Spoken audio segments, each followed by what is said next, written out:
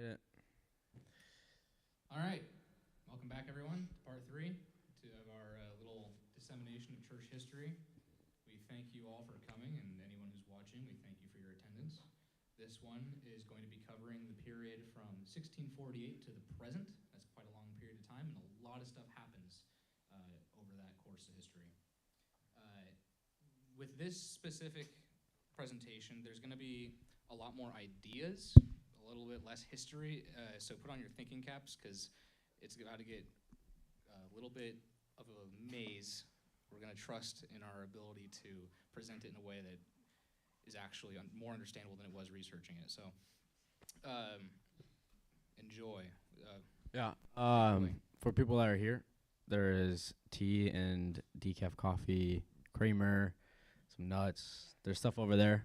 And so, yeah, if you get tired, probably will. You can go over there, drink some coffee. But moving on, the first kind of thing which is the Enlightenment or Age of Reason, which was from 1648 to 1789. Basically, why did it happen? There was a thing called humanism, kind of during the Renaissance, basically free thinking, oriented towards like independent thought, and man is like focus and center of all. And yeah, there was just a bunch of like art and literature happening during this time, and it was just like a transition into like the like modern middle age to modern age, basically. There was also Protestant Reformation and scientific revolution as well, that were going into basically making this new movement of the Enlightenment. What was it? Basically, there was simply people like social ideas, basically the Age of Reason. People basically, oh, we have brains and we're going to start thinking. And this thing called rationalism, basically rationalists look toward the world within themselves as a source of knowledge. And empiricism, which is another idea, which empiricists look to the world outside themselves as the source of knowledge. And yeah, there's politics going on and ideas like natural law, liberty, and like separation of church and state in this time as well. And it was just a time of intellect and like philosophy, and yeah, and it was also kind of like a birth of like secularism as well. Yeah. Sorry, I did not mean to. A lot of this stuff is going to sound real familiar because this is suddenly the world we live in, and it's kind of the origin of how our world functions. A lot of it's based in the Enlightenment period. Mm-hmm. Now, kind of like key people that presented ideas. This guy, kind of little guy, but sort of there. Copernicus, basically, dude, said that Earth orbits around the sun, heliotropic system. Basically, that's like a fancy term with that as well. Galileo. Probably multiple people know this guy, kind of father of modern astronomy and physics, telescope, things like that, and renowned, discoveries of like the moons of Jupiter and like Venus, rings of Saturn, kind of things like that. Just, again, exploring, thinking, seeing these things, okay, put in terms of these ideas and things like that. Newton. Simply, again, people probably know this guy, just laws of motion, gravity, and basically also he was a guy that wrote a lot about God, and I feel like people don't know that as much, but he had a lot of just, papers on God, and like this, basically seeing the system, basically of like the suns and planets, and basically there's something there, like there's a supreme being, this is like God, and he's eternal, he's infinite, he's perfect, but he didn't get it all right, and he did reject the Trinity. And that's going to be a definite theme for all these guys, and like seeing this thing, and like they're seeing the world and seeing how it is. They're like, okay, there's got to be something there. There's got to be God, something. But then it's like once it gets to Jesus, it's like, I don't know about that. It's like they start, it's iffy once it hits that. And so, yeah. Fun fact, Isaac Newton actually predicted the apocalypse in 2060. This guy lived a long time ago. So we're getting pretty close Maybe to his prediction. This guy saw an apple fall off a tree and said, "Oh no." I know exactly what's gonna happen. Yeah. Yeah. Then this guy, John Locke, basically a British philosopher, academic, medical researcher. His known things were essay concerning toleration, and another essay concerning like human understanding, things like that. Again, thinker. He was writing papers, writing things, like just exploring what everything kind of means. And again, he acknowledged God and the miracles and everything, came to that understanding, but again rejected the Trinity, and all kind of almost like he had more an Arianistic like view of basically Jesus was just a guy, just a man. The divinity of him wasn't there. Deism. This was kind of flown around, and basically just states that God is like a clockmaker and just wound it up and let it go. He has no he's not interfering with creation. He's just stepping back, seeing this, whatever. And again, deists denies the Trinity and like kind of the deity of Christ, miracles, like the supernatural, inspiration of the Bible. They deny all this, and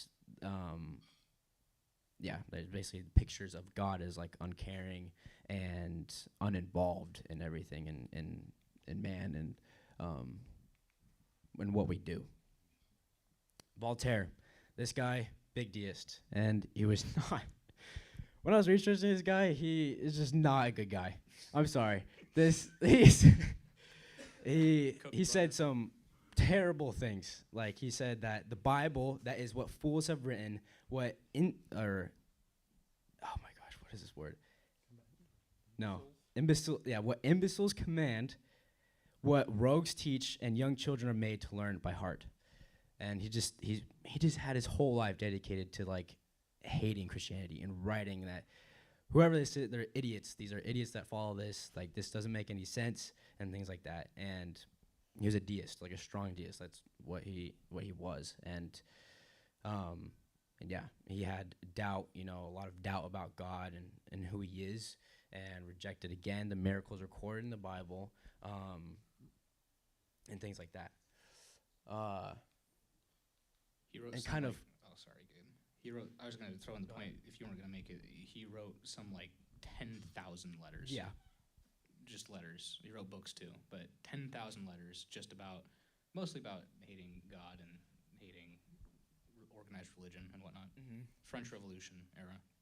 And kind of ironically, when I was looking into this guy, after like years after his death, Christians purchased his house and used his own printing press to print Bibles and things like that. And they there was like, even in the town that he lived in, there was like an outworking of Christianity. It was like super crazy to see, and it's quite interesting. But yeah, it was really cool to find out that that's what happened. It's kind of just like a humor of God. Got him. Yeah.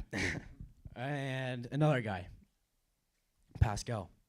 He was kind of a 17th century philosopher, mathematician, inventor, scientist, and contributed to multiple things in all these areas. And when he was younger, he was raised traditionally Roman Catholic. But when he was a teenager, he came in contact with this group called the Jansenists, which is basically, Joe, go ahead, hit it. So the Jansenists, they're basically a Roman Catholic movement that happened in northern France, and basically they look back at a lot of like Augustine's writing, and they went so hard into the grace aspects of that they all became Calvinist Catholics, pretty much. Yeah, they basically merged the two. Like it was like a clumpered up, merged into two. It was really weird. But the good part about it was they taught that salvation like by grace, not by merits. And so that was like a good aspect about them, but they also had some different, bad beliefs as well. Which does make them condemned heretics in regards to the Catholic Church, because Trent That's true. specifically- They were condemned. Yeah, Yep, Trent they were. specifically says anyone who says that you're saved by grace through faith, let them be anathema, accursed. Catholics don't like that. But these guys were saying we're Catholic, but we also believe in like reformed policy. Yeah. And kind of some of his famous like works were the Pensies, which is basically just thoughts, and it basically just provided evidence of the Christian faith. But he also rejected the idea that one could get to the truth by like rational process alone. And so after revealing all the evidence, he said we are still left with a measure of uncertainty. So he's just, again, another guy processing these things happening in the world, but kind of just falling short and being kind of a skeptic, in a lot of ways. Another one is Pascal's wager, which is kind of famous in a sense. And in this, he tries to make sense of God's existence in the world. And basically stated that if a person kind of places bets that God does not exist and is wrong, he loses everything. But then on the other hand, if a person bets that God does exist and is wrong, he really loses nothing.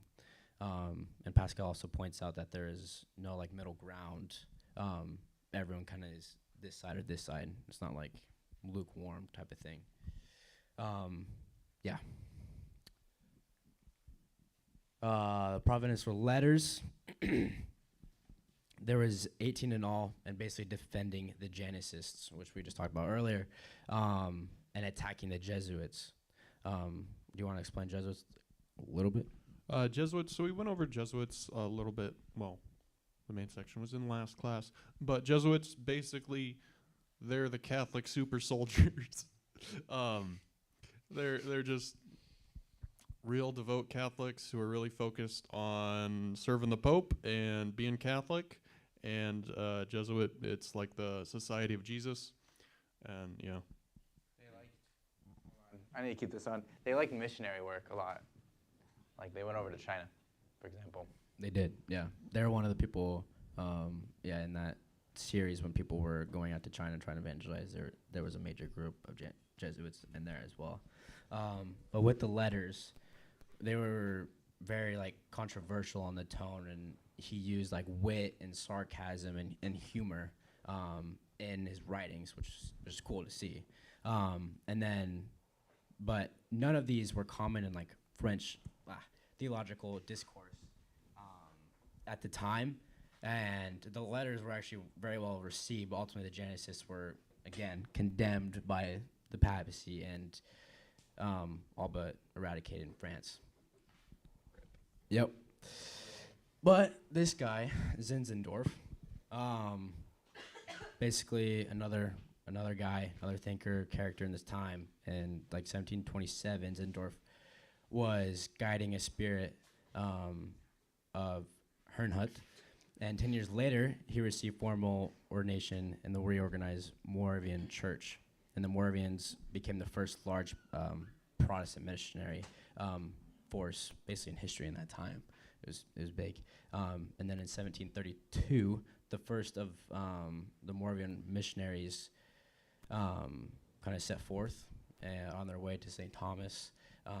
The establishment of other missions speedily, followed in multiple other areas. It was huge. They traveled to Greenland and the American Indians in Georgia, Africa, multiple places, and just evangelize and yeah.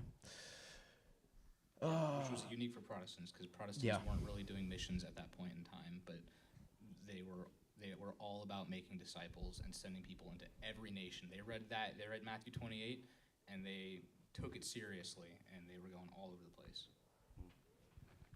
Pietism, another just an idea, kind of like deism flowing around. And Pietism, basically the big theme is regeneration. That was important thing that they placed in that idea, and basically also related a lot to just born again, rebirth, just multiple same terms. and just basically believe that there was rebirth in Christianity, and that that basically we're remade in Christ, regenerated. And Which can be seen illustrated by the thing we've all experienced when a flying golden heart shoots a beam of light into your stomach. We've all been there when we converted, just a little bit after your baptism. yeah. But now, also people to consider in this were John Wesley and George Whitefield, big players in this, and big also in like the evangelical Christian and age. Now, we move on to Hayden. You have a mic clicker. Yeah, so everything Gabe just talked about, the Enlightenment period, that was over a really long period of time. If you couldn't tell by the people he was talking about, we got Voltaire, who was a French guy. Yep. French people didn't exist until the 1700s. And then there was, don't nod at that was a joke. The French people, the French Revolution, these different things. Like he started in the Renaissance, which was way, way back, and went over this whole course of history. So now we're gonna Basically, jump in. yeah, to give you, I'd like to give you date. It was from 1648 to 1789. So it was a really big, long chunk of periods, and there's multiple people on this, like Galileo, Newton, just multiple people in this age being born and thinking, establishing papers and letters that now were even still being used today, and people having these ideas on as well. Right. But also in the bad term too, to go against the Christian faith, that all these people wrote this and that, and now we can defend like atheism and things like that against the faith. And so, Yeah, I was going to say real quick, it's 141 years worth of history. he's got it down. But and you lingered on the point a little bit. I'm just going to talk about it for just a second. What's really important, because all this Enlightenment stuff happened because you say, like Gabe said, the church and the state were now separate. Suddenly, you couldn't be punished for not believing Catholicism, and that was due to a little thing called Westphalia, which we're going to talk about here. But the sleeping faith shocked awake, revival of the heart, reviving the heart, as it says. So just after the Reformation, we talked about last time, you'll remember it was very violent. There was a lot of violence in the Reformation. And people were pretty sick of it. 100 years of nonstop warfare over theological differences gets pretty tiring and makes you kind of want to not think about God anymore. And that's kind of what happened. Deism, which Gabe discussed, this idea that God doesn't care, was tearing holes in the faith. And there's something called denominations now. After Westphalia, in 1648 was when Westphalia happened. But suddenly, you weren't just Christian, you were a Calvinist, you were a Lutheran, you were an Anabaptist, a Baptist, a Puritan. People agreed to disagree, which is what Westphalia, which was the last battle of the Reformation, they signed a treaty that said, you can no longer be punished for worshiping this way in my province. And so that meant, oh, I don't have to go to church neither. Oh, I can actually think for myself. And before you know it, you've got people thinking outside the box in ways that are unbiblical. And in that same vein, around the 1700s, which is where we're kind of jumping in here, so about 200 years after the Reformation, or 100, the faith was stagnant. People were not emotionally involved in religion anymore. They were sick of it. They wanted to distance themselves from it. They said, God doesn't care. He's not intimate in that way. Latitudinarians are a great example. I know, it's got a funny name. Think of latitude, like flat, like the longitude and latitude, like it's a direction. It was a sect of the Anglican Church, which was entirely centered around the idea that emotions should not be involved in church. Emotions should not be involved in worshiping God. That's their whole tenet system. But jumping back to the 1700s, you guys, if you remember the Puritans, they had jumped ship from England. They said, we're getting sick of all this dying that's happening, so we're just going to leave the whole continent. We're going to go overseas, and they did. And they actually established their own government structure, which went horribly wrong, like because they tried to unite the church and state again, but they couldn't stick to their guns on it, and they also promoted religious freedom, so people didn't actually have to listen to them either, and suddenly they weren't being funded by the state either. They didn't have government funding. They had no way of making money, so that introduced an idea called voluntarianism. Think of the word voluntary, right? If you were going to go to church, it was voluntary. If you were going to do work for the church, it was voluntary. You wouldn't be making money. You wouldn't be getting paid by the state. The churches wouldn't. And so, yeah, the Puritans became... Real quick, for the record, voluntarism is really important for the development of Africa and its own culture with Christianity. Well, if you think about it, it's how the church functions today. Like, we're not state-funded. There's no churches that are state-funded anymore. That's stuck, right? Because in a world of religious tolerance, the state can't be funding one church or has to fund all of them. And there's denominations now, which are, you can't be funding all of them if you don't believe all of them. So the Puritans had their own micro-government, like we just said. And if you really want to have a good example of how bad it got, because they got so obsessed with statism, like caring about the state trying to just basically have a population to govern, they introduced the halfway covenant in 1662, which, get this, means you can be a member of the church without having a personal experience of grace, which means you don't have to believe in God, but you can still be a member of the church, and you don't have to believe in Jesus. So if it's not clear, deism infiltrated the church really bad. This is this idea that showed up out of the Renaissance. But surely the church and spiritual death incited devout leaders to make a change. So people were getting sick of being sick of it. History is a lot of back and forth emotions, right? So what exactly was the new need? Well, like we said, the church lacked all emotion. This pietist idea that he just talked about was founded on the idea that we should have, that our intimate connection with God, personal connection with God, ought to trigger something in us. We ought to care about that emotionally. And more people started realizing that. Blaise Pascal was one of the first, but it became a larger and larger thing. And so we're going to jump straight into a guy named John Wesley, plucked from the burning. John Wesley attended Oxford with his brother, and they became a small group. Was it? Gets around. Yeah, you wait. And Wow. He was going to college, and there was these latitudinarians, because he was English, so he was getting told you can't emote in church, and you're deistic, so you don't really have to live Christian. And so he started a group that was dedicated to resisting deism and faithful Christian living. So he was running against the grain there. And guess what they were called? They were called the Methodists, because they lived by a method. And it stuck. That was actually a mocking name, kind of like Christian, where it's like Christ follower, you know. But they liked it, and it stuck. So, and he was invited over to America to serve in Georgia. It went horrible when he went to Georgia. It went really bad. You can look into the history of it. Something about an 18-year-old girl and then excommunicating her and then getting kicked out of the city and fleeing the country. It really bad, like really bad.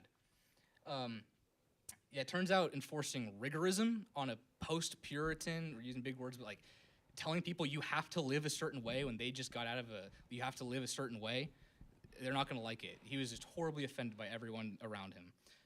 But on his way back to Europe, he encountered the Moravians, who Gabe talked about, and they were just so incensed emotionally to go and serve. He thought he was going to die on the ship, but they just kept praying and singing hymns, and he was like, what is this Christianity? What is this? And he would go, and he would be inspired by a certain friend, who we're not going to get into just yet, but he would come back to America, this time not to enforce rigorous living, like perfectionism, which he would do that his whole life. I wish Beth was here, because she loves John Wesley. But that's cool. Shout out. And but he would come back to America with vigor. And this guy, street preaching, he kind of invented it. He was, well, not really actually, but he got it going over here. He was going all around the country. Do either of you guys, I wish I didn't write it down. Do you know like how much he preached? It's like, it rivals Voltaire. It's like tens of thousands of sermons he wrote, and he was always writing them. And he was like on horseback. He was always writing. Only Beth were here. I was actually hoping she was going to be here, because I didn't write it down. Yeah, but Beth, yell it at your TV now.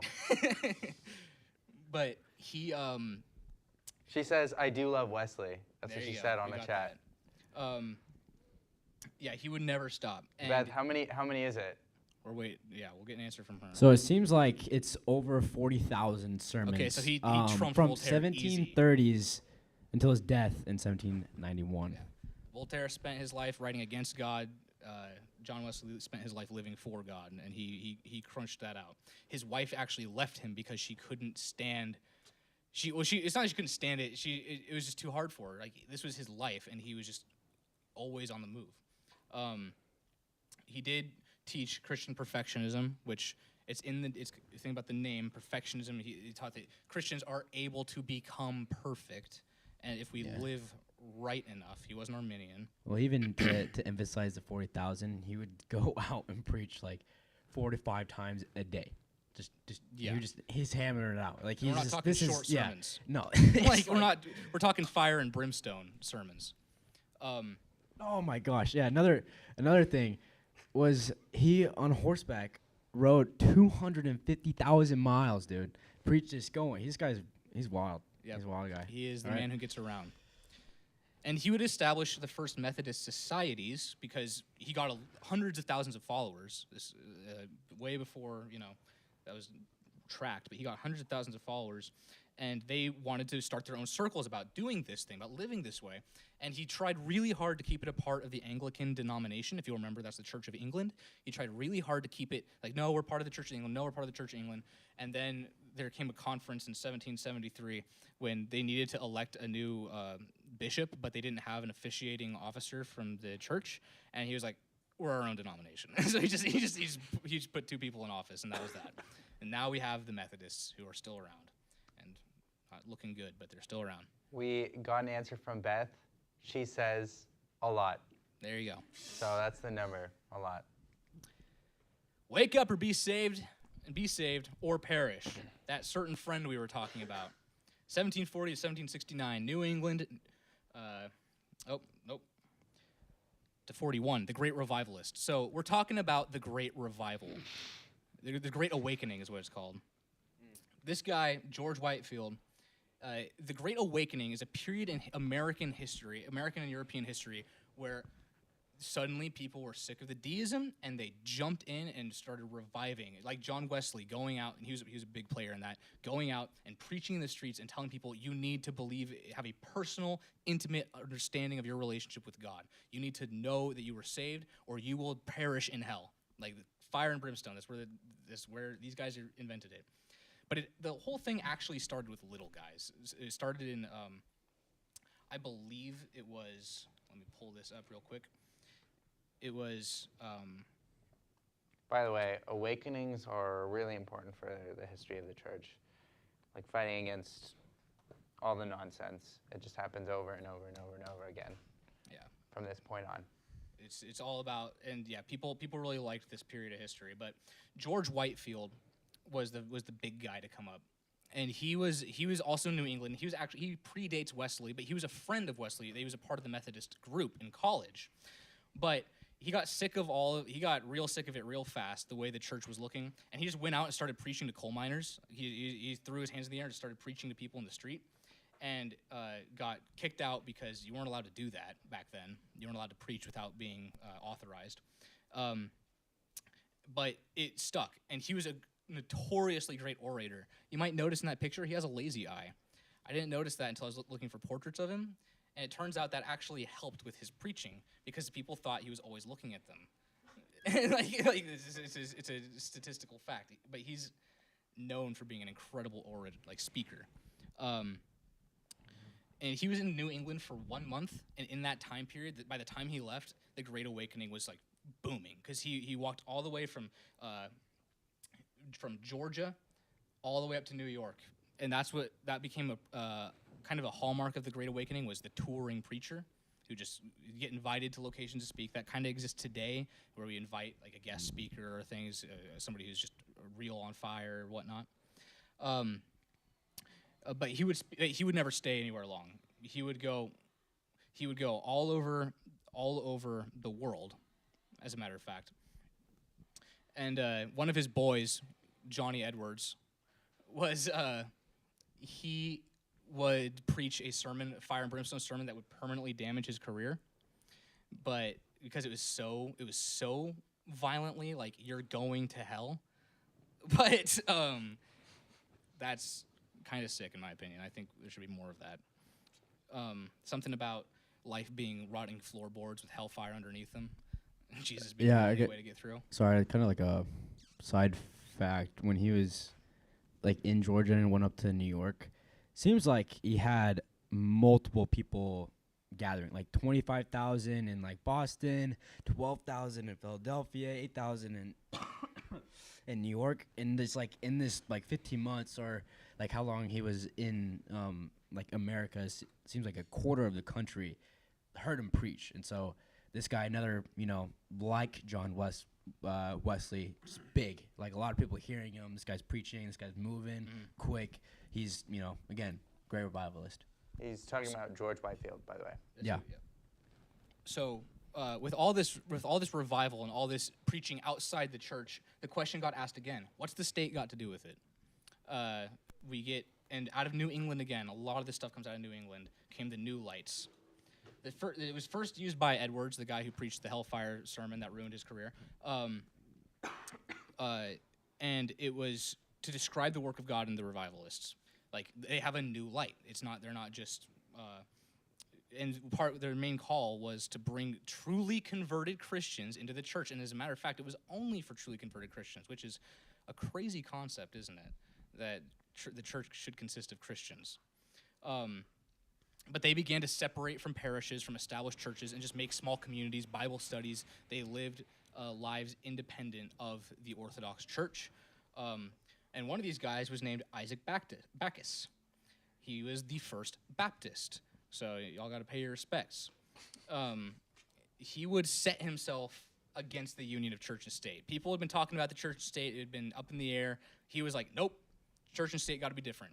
He would even go so far as to say that their freedom for religious conformity was their main goal. But he held that God actually created two governments. He said there was the civil government and the ecclesiastical government. And he would set the precedent for the state completely separating from the church, where we see it today. And that's where it's at today. He was the one to do it. You don't like that, Heidi? Yeah, I don't necessarily agree with him, but he did that. And it gave a lot of leeway. If you'll notice, these things were great for the intimate Christian, the personal Christian, but the Enlightenment kind of came out of too much freedom, and now there was no regulation on if you were going to church or not. In summary, the church was stagnant and dying. Men like Wesley and Whitefield and Edwards saw that and began preaching to the masses about personal, intimate relationship with God and salvation. That's the Great Awakening, this period of 1740 to 1760. That's what that was. And out of this, a ton of divisions in the church. I didn't touch on it, but the Presbyterian church split in two over the revival. They were like, one side was, this is inappropriate, you got to conform to liturgy. And the other half said, nope, we're going to go be Christians. And the state would ultimately be distanced from the church altogether, leaving every man to worship or reject God as he saw fit, because now you had no reason to go to church if you didn't believe it. No moral tie.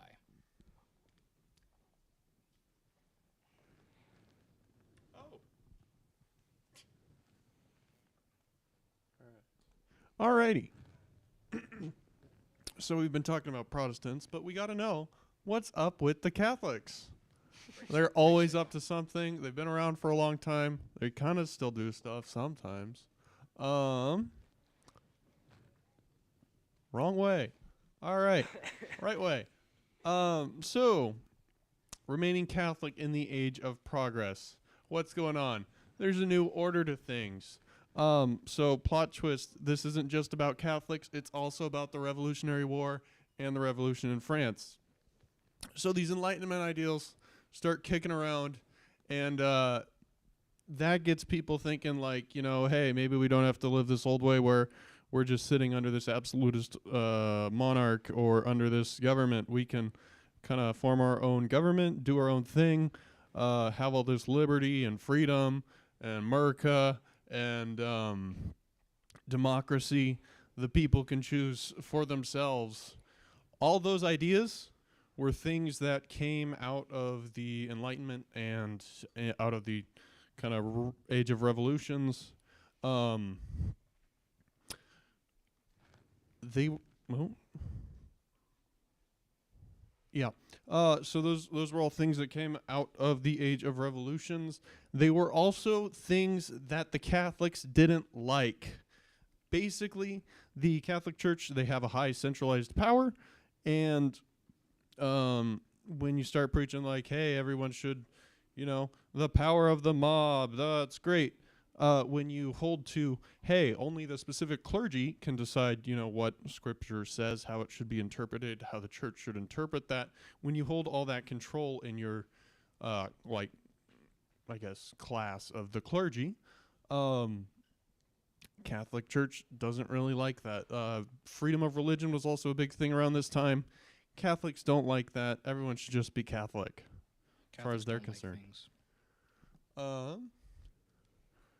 Liberty, equality, and fraternity. The French Revolution. Basically, they saw America, they did some great stuff, but they also, France put a lot of money and effort into helping America win the revolution, and that left them broke. And when they were broke, they couldn't take care of their people. They were all poor. They were all starving. And that's like the majority of the nation is just a bunch of poor and starving peasants. And they're like, hey, I can't eat food. That's not cool. These nobility, they got food. And they're not taking care of me. How are they supposed to represent me when they don't take care of me? That's not cool.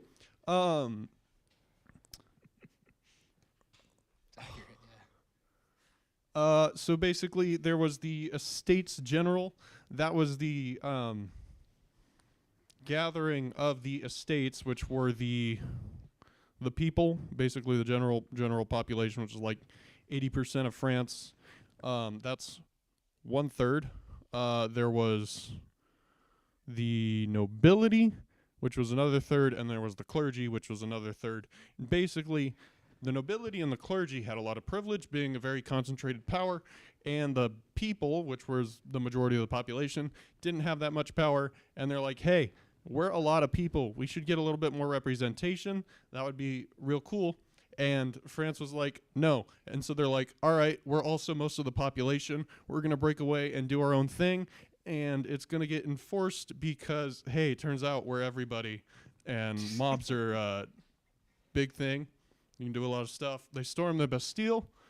I believe that's what that picture's supposed to be. And that was basically like, it was a big armory in France, and that was like the literal just them seizing the power. Because, hey, there's a bunch of peasants, and now there's a bunch of armed peasants. Sounds cool. It's ungodly. So they brought a lot of Enlightenment ideals of like liberty, equality, fraternity, individualism, all those fancy things about, hey, I'm an individual and I am cool too, not just whatever my government says or my monarch. That's both negative and positive in some capacity. Yeah. Because it removes people away from their communities of faith. Like, it takes the mindset off of us and makes it me. It's important for later. Big important document during this time is the Rights of Man. That's like when they broke away into their own little, like, hey, we're basically all of France. We're going to make our own government. The Rights of Man was there like, hey, these basic things like property,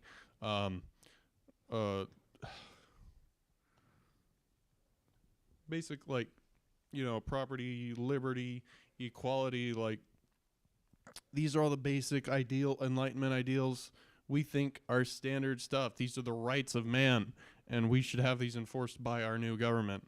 It put the power into the hands of the people. It's life, love, and liberty, right? Sorry, that was a bad time. You have to forgive Joe. He's got the cough. He's got the plague. Okay.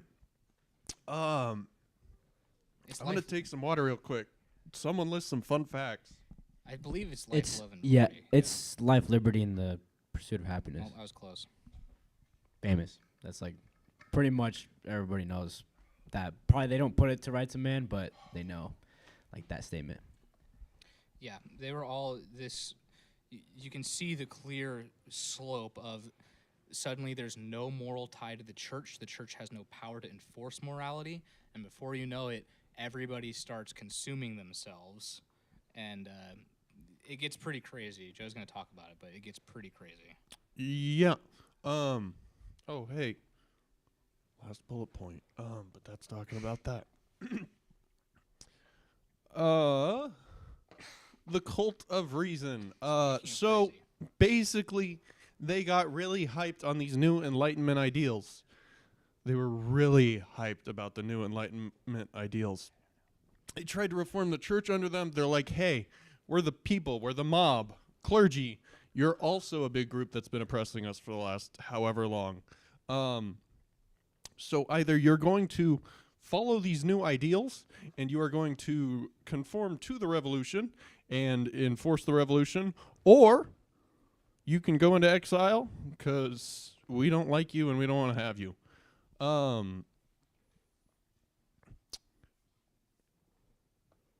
Yeah, that's that point. They basically they kick all the church out. They kick all the learned clergy out, and then you get to the point in which ideas are being like there's a lot of like newspaper writers and like just writers that people would follow who would speak on political things or spread revolutionary ideals.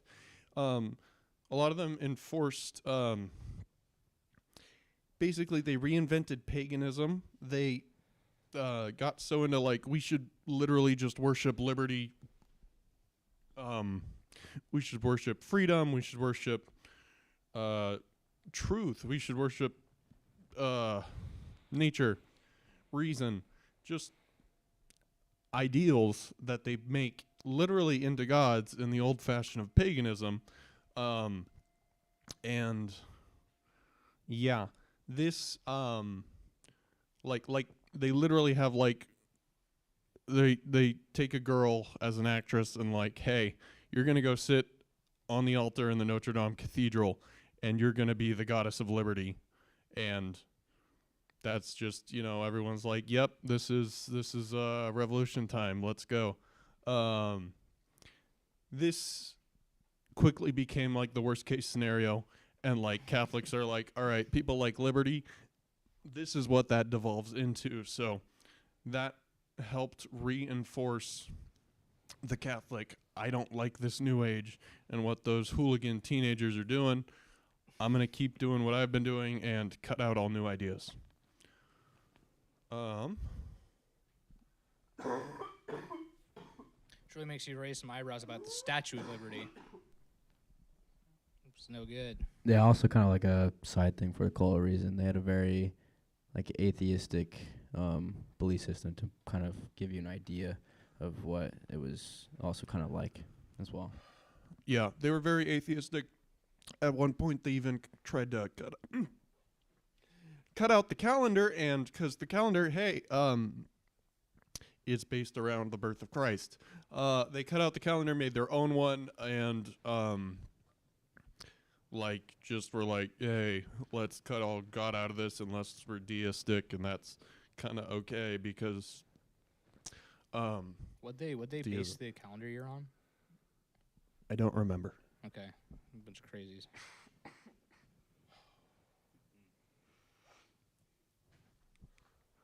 The Catholic view on freedom.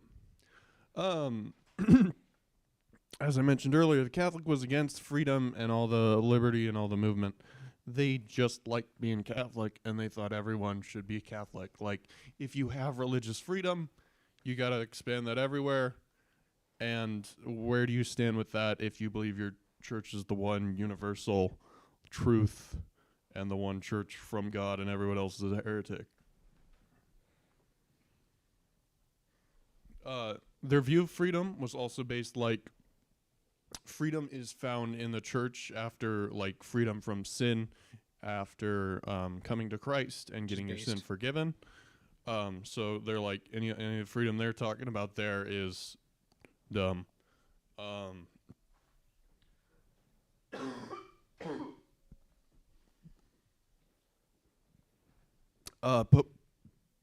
Popes of the time did not follow along in the ideas of the time, and instead stuck to old ways. Like, it's an age of progress, and things are constantly changing.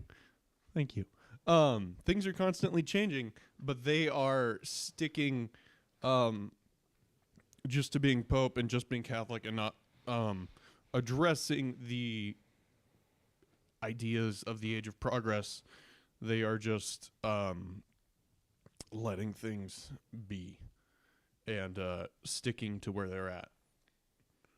Sticking to the papal guns. Oh, papal states. So I talked about them last time. In the year, I think it's like 700 and end of the 700s, the papal state is made. It is a donation from the King of France at the time, or the military leader in France at the time. He wasn't technically the king yet. Basically, the Catholics, the papacy, had a strip of land spanning from Rome across Italy, and during this time, there's also a bunch of ideas of nationalism. We don't go into it in that 1800s sense as much, but this is where you get a lot of nations forming, like Germany or Italy, that were less like a single state, and they were like, hey, let's unite together and all be Italians together, instead of like the 5 different little nations, or not nations, but 5 different states in that area. They united under being Italian, and they're like, hey, papacy, get out of here. We're going to all be Italian together. And yeah, they don't want the Pope's authority over that. They want to, they take power. And yeah, so the Pope gets sectioned off to just the Vatican. Right where he belongs. His own little square of land. Papal infallibility. So, during these changing times, you got all these changing ideas and all these different ideas of change in the age of progress and with revolutions, and people just, what they thought, like, we really want to just go back to the old order, or at least some of the Catholic, like real Catholic followers were like, I want my absolute monarch, and I want my Catholic Church with absolute authority there, and I want things to stay the same forever, and under those authorities and powers. And one way that got a following was under the idea of a strong pope. Like, if we get a real strong pope who's not bound to these to these governmental powers, then we will have our way, and we'll get we'll get a strong pope, and we'll get him to enforce that religious authority and bring us back to those good old-fashioned absolute monarchs and absolute papacy. The Pope at that time, like, he was getting real hyped up by people. There's a quote in the book, some people were saying, like, when the Pope meditates, it is him communing with the mind of God. And there was literally hymns written to the Pope. It's weird. Pope got really hyped up, and then he's like, look, I'm going to just decide something. So he throws out his papal infallibility without it being church-like decision that he gets papal infallibility, and he declared it as dogma, the belief of the Immaculate Conception of Mary. And so with that, people are like, whoa, can the Pope just declare stuff like that? What's up with that? And then they have a council about it. It's the First Vatican Council, Vatican I. And people, like, pretty much unanimously were like, yeah, we got a real strong Pope. he can do that. And, yeah. So basically, age of progress, the popes are going to stay, or the Catholics are going to stay the same, and everything's going to go great for them, and they totally won't have to deal with the rest of the world changing around them. All right.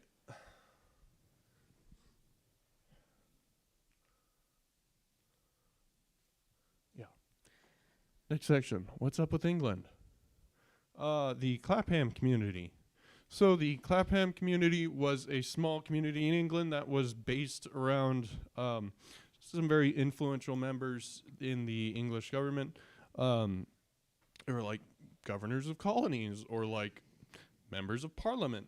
And they were devout Christians, and they used their influence and power to fight for and generate public concern for different concerns they had, like bettering conditions of the poor, for prison reform, and for abolition. Abolition was a real big one. The main leader of the group, and I forgot, put his name in the slide. The main leader of the group, he was really like, abolition was a movement really, a movement really near to his heart, and he saw it as one of the biggest concerns for him. And eventually, like right before he died in 1834, they got abolition. It was set in law in England, and they were slaves were free in England, which was good because that entire like industry was just horrible. People selling people and horrible abuses there, and yeah. The Oxford movement. So the Oxford movement was a weird movement in the Anglican Church. Basically, they're like, all these people are getting real lax. They're getting, they don't know anything about the church. They don't know anything about church history. They don't follow the authority of the church. And so they get really big into like tracing back the authority of the church and the history of the church. And they're like, you know, the English church, we can trace our apostolic authority. We basically have the authority of, we trace our authority back to the apostles. Like we're basically Catholic, you know.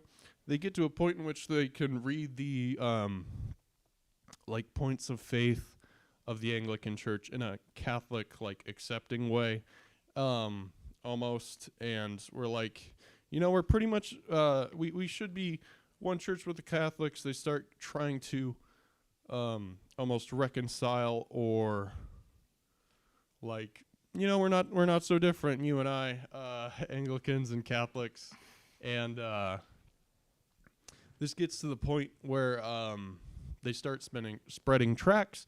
They start going more towards high church liturgy, and they start this resulted to the point in which some of their most like devout members, I think it's like John Henry Newman was one of their most devout members, and he converted to Roman Catholicism because he's like, look, everything we're doing here is basically trying to get closer to being Roman Catholic.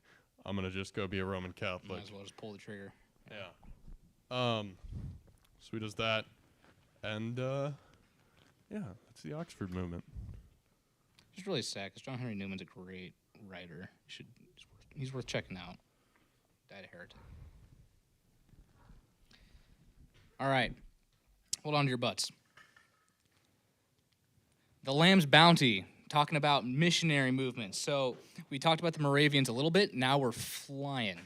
John Wesley was going all over the world. George Whitefield's going all over the world. People are thinking, hey, maybe we should go all over the world and make disciples of all nations, right, unto the heathen. There's this guy in England named William Carey, and he read Matthew 28:18-20, make disciples of all nations, and he would weep at the thoughts of lands without the gospel. He couldn't bear it. And so he formed the Baptist Missionary Society. It was the first of its kind, and it went straight for India. He said, we're going to India. There's people over there. They're crazy. They're killing their wives. Let's go tell them about Jesus. And the society originally had a much cooler name, like all things did back then. The Particular Baptist Society for propagating the gospel among the heathen. The missions were unique for their focus on evangelizing to the nations, which no other denomination had actually done. Even Catholics would go and they would try to make government structures. They would try to establish trade routes. They had ulterior motives to their missionary journey. But these guys cared about one thing, that was saving souls. Yeah, Kathy's been at it for a while, but they were a little too heavy on the swords and the prophet. With Carey's success, other people would start to follow in his steps. They're thinking, hey, maybe this is a worthy goal of modern Christians, right, in the 17th century, which for nothing but his name would be that goal. In 1813, all the way to the present. So there's this guy, you might have heard of him, David Livingstone. Maybe not, but you should have, because he went to Africa, and he was crazy. That's a picture of him right there. Look at that mustache. Just admire it for a moment. But he fought for the cessation of the slave trade in Africa with godly commerce, which is great, which is pretty cool. He's like, there's a proper way to sell things and buy things, and slavery is not included in that envelope. And this would trigger unintentionally the humanitarian train. Like Christians suddenly had humanitarian goals following them. The primary goal was to go and spread the gospel, but suddenly we could do more things. We could help the poor. We could end slavery. We could do all kinds of good things that glorify God, glorify the name of Christ, as well as give the gospel. The trend would only continue. It was based wholly on the voluntarism, if you remember that term. These were not funded by the state. These were people who were pooling together their money and taking everything they had to go and help unsaved people. And which would eventually form the voluntary society. So this was groups of Christians. Okay. This eventually formed groups of Christians who would come together and would pool their funds. It was formed out of necessity. Unfortunately, cultural mixing led to the dilution of the Christian gospel. What that means is you go into a country, and it's been a long-standing tradition to have two wives, and you're telling them the gospel, and they're like, well, what do? I've got two wives. Should I divorce one of them? It's, I don't know. And that was basically what cultural mixing was, where it got a little bit funky in some of those further eastern, southern continents, I should say. But the primary goal, wasn't to convert cultures. It was salvation. It was bringing people the gospel, saving their souls, and the fulfillment of prophecy. A lot of these people were millennialists. I had it right the first time, which means they believe in the 1,000-year reign of God, or of Christ upon the earth, and so they were like, well, we've got a ways to go. We've got a long time until it's actually the end of the world, so let's start making motions. What's up, Angel? This is a picture of a man, but so no, we didn't draw this one. There is one coming up that was drawn. Just you wait. You'll see, and you'll know. Another Dylan original. Yeah. I wish we drew those. They're pretty good. So that was going on. That started with William Carey in the 1700s, kicked off real hard with Livingstone, and then continues to the present day. Meanwhile, in other news, guess who just showed up in the world? I'll give you a clue. You get it yet?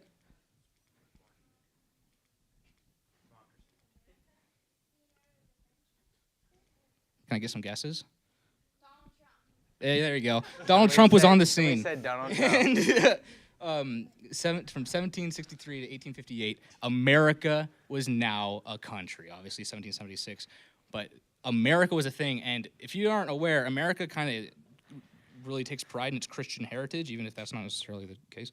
But revivals, the Great Awakening had just ended, right? And but a second one started almost 10 years later, and it moved west because America had been settled in the forests, and there was a bunch of mountain men and rogue natives, and these people were violent, like the wild men. But the revivals moved, and there were people who were dedicated to that. And not unlike missions, cultural mixing began to happen. So missionaries would go and they'd take up that rowdy nature. They'd take up that we're in the woods, we're camping, wild mountain men. Look, James McReady was one of these guys who he didn't care. He would go into literal bandit caves and mountain men cabins were just psychos lived, and he'd preach to them, and they would listen. And this established the camp meeting, which isn't a term super familiar to a lot of us, I don't think. It certainly wasn't to me. But it was basically exactly what it sounds like. People would come from the woods, from pioneers, and they'd all gather around. They'd sing worship songs. They'd listen to the gospel, and James McCready would preach to them. And this was the Second Great Awakening. And so eventually it got so good, it was so bountiful that the American West became the capital of Christianity. It became, we are a free people, and we believe in God because we want to. And that was pretty huge. And as that grew, slavery became increasingly intolerable. You might have heard of the thing called the Civil War. That was grown out of this. That was grown out of true faithful Christianity. And speaking of slaves, there was this thing called the Invisible Institution, which is really quite moving. It was the invisible church among the slaves. Slaves were largely Christian. There was a ton of slaves, and they didn't have preachers. They weren't allowed to go to certain churches, but they would have their preachers, and they would have there were many faithful Christians, and there was a ton of people working within that institution for the good of the church. Things seem to be going pretty great for God's country until the monkey man showed up. 1859 present, Darwin's Little Idea. Now, you'll look at this drawing, this masterful art piece. This is one of Dylan's originals with a real quote from Mr. Darwin, if you'd like to read it for us, Dylan. I am very poorly today and very stupid and hate everybody and everything. From a letter to his friend. Yeah. But, yeah, so in spite of all this great awakening that was going on, Darwin showed up, and the Enlightenment was still going on. And so there was a real conflict. The lines were being drawn. And the Enlightenment was booming. The Great Awakening was going good. The Enlightenment was also going good.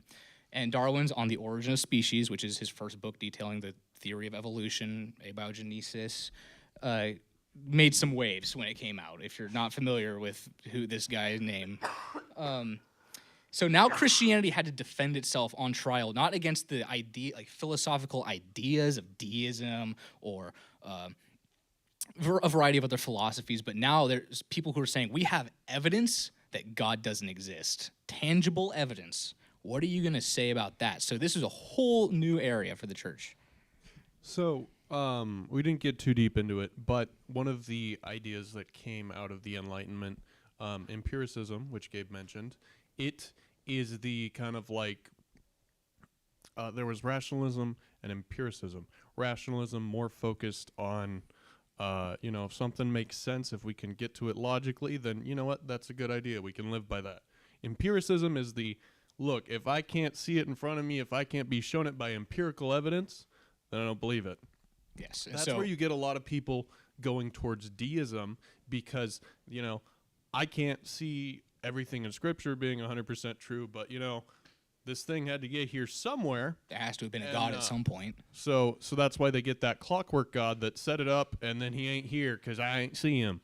And then eventually once you get Darwin and that empiricism idea, that's where you get people switching over to the ideas of atheism and naturalism of everything just kind of showed up because it just showed up. Yep, everything out of nothing is something. And so...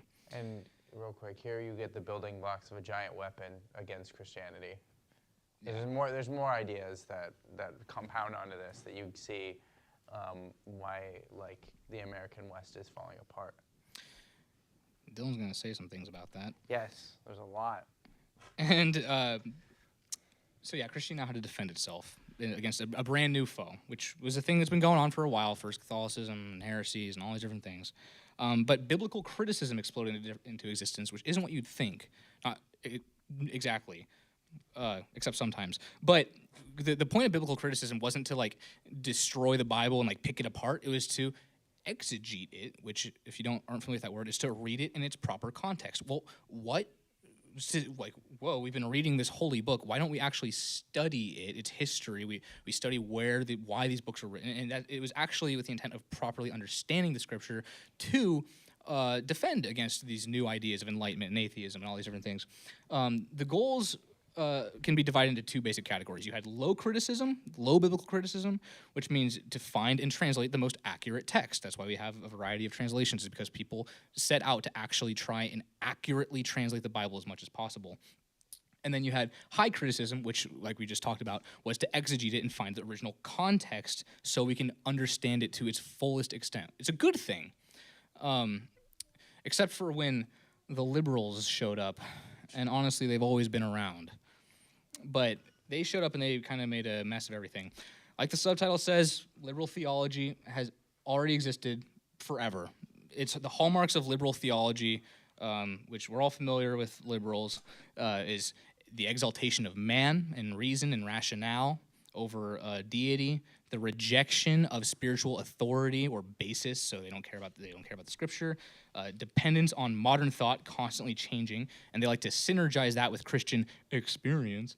And then you have a little something called pantheism alongside deism. Now, pantheism is the idea that God is in everything, and therefore everything is God, right? And to super simplify it down, but the idea is that God is in essence in everything in some extent, and can't be confined to. It parallels deism with the impersonal God. I was gonna talk more about this later, but Am I messing that up? I don't see any reason why not talk about it now. Josh is going to correct me real quick. I'll repeat what he says into the microphone. I'm getting the extra vowel in there. Give me the difference, because I'm familiar with panentheism. Gotcha. Oh, pantheism is he's outside of everything, correct? Okay, I'm conflating the two. So there's a really important small difference of one or two letters in pantheism and panentheism, right? And like I just described was kind of a mixture of the two, but panentheism is the idea that God is in everything. Pantheism is the idea that God is everything. And of course, that doesn't quite work when you look around.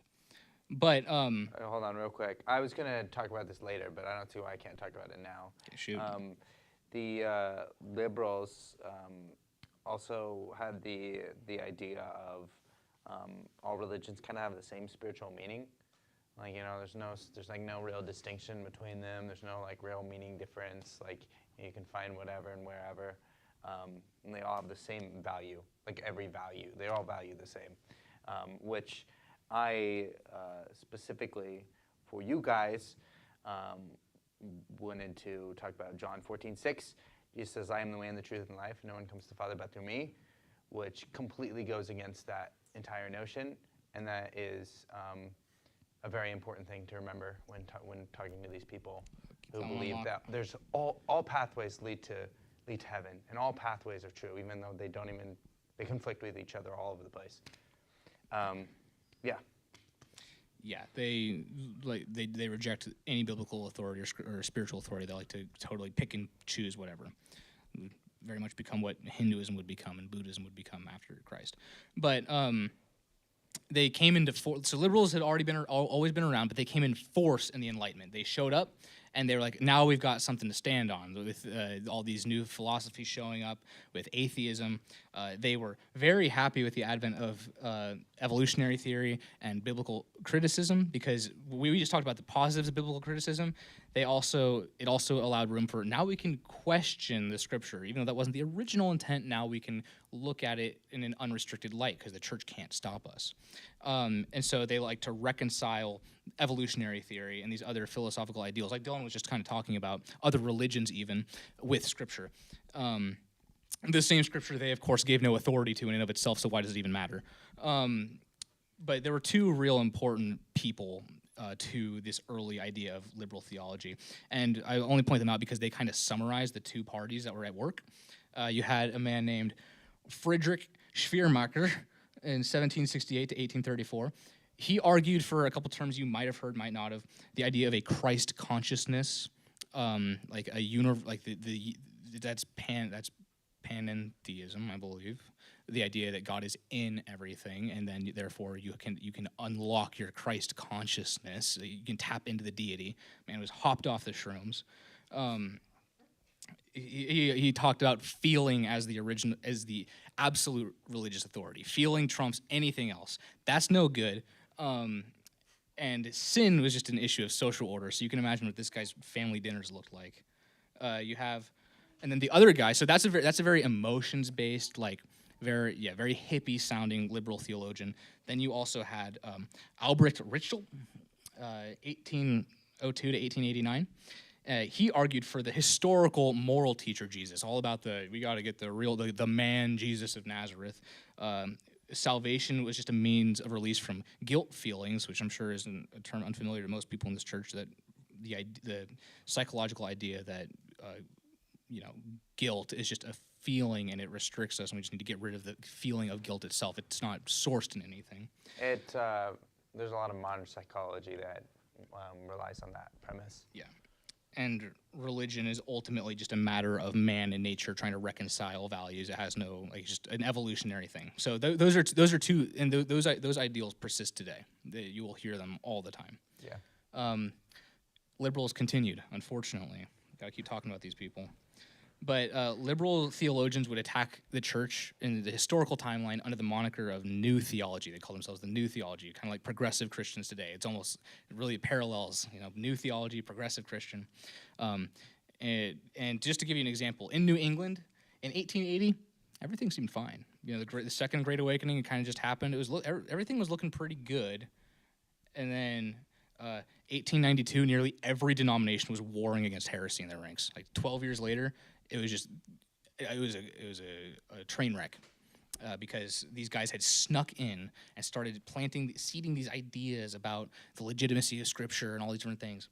But mounted with turmoil across, and I completely forgot to make this point. The Civil War's going on and the Spanish-American War is going on. We're back at this kind of post-Reformation. Everything's bloody and miserable. We don't want to talk about God anymore. We're sick of it.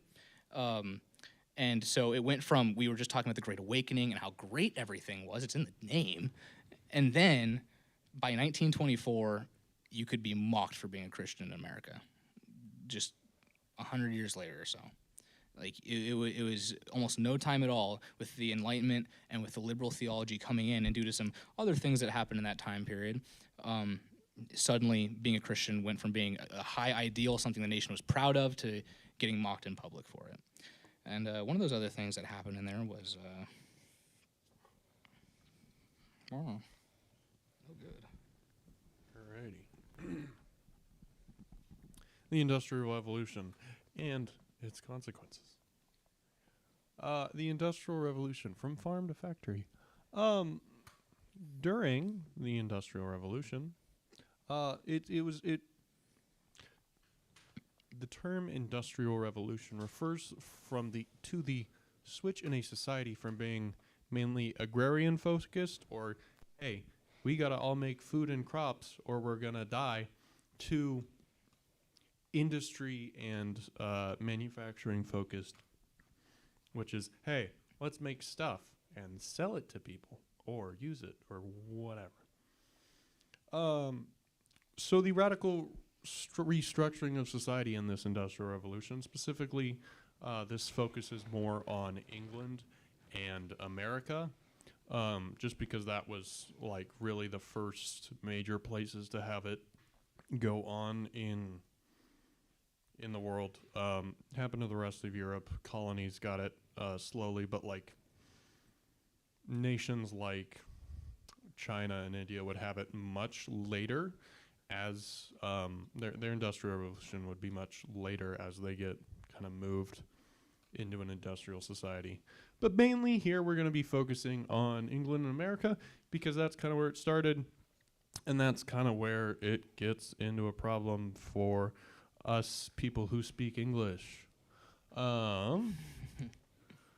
This brought a lot of people into the cities, which was a new thing. And these cities are not meant to have this many people in them, living so close to each other, working so close to each other, crammed together in all these new jobs.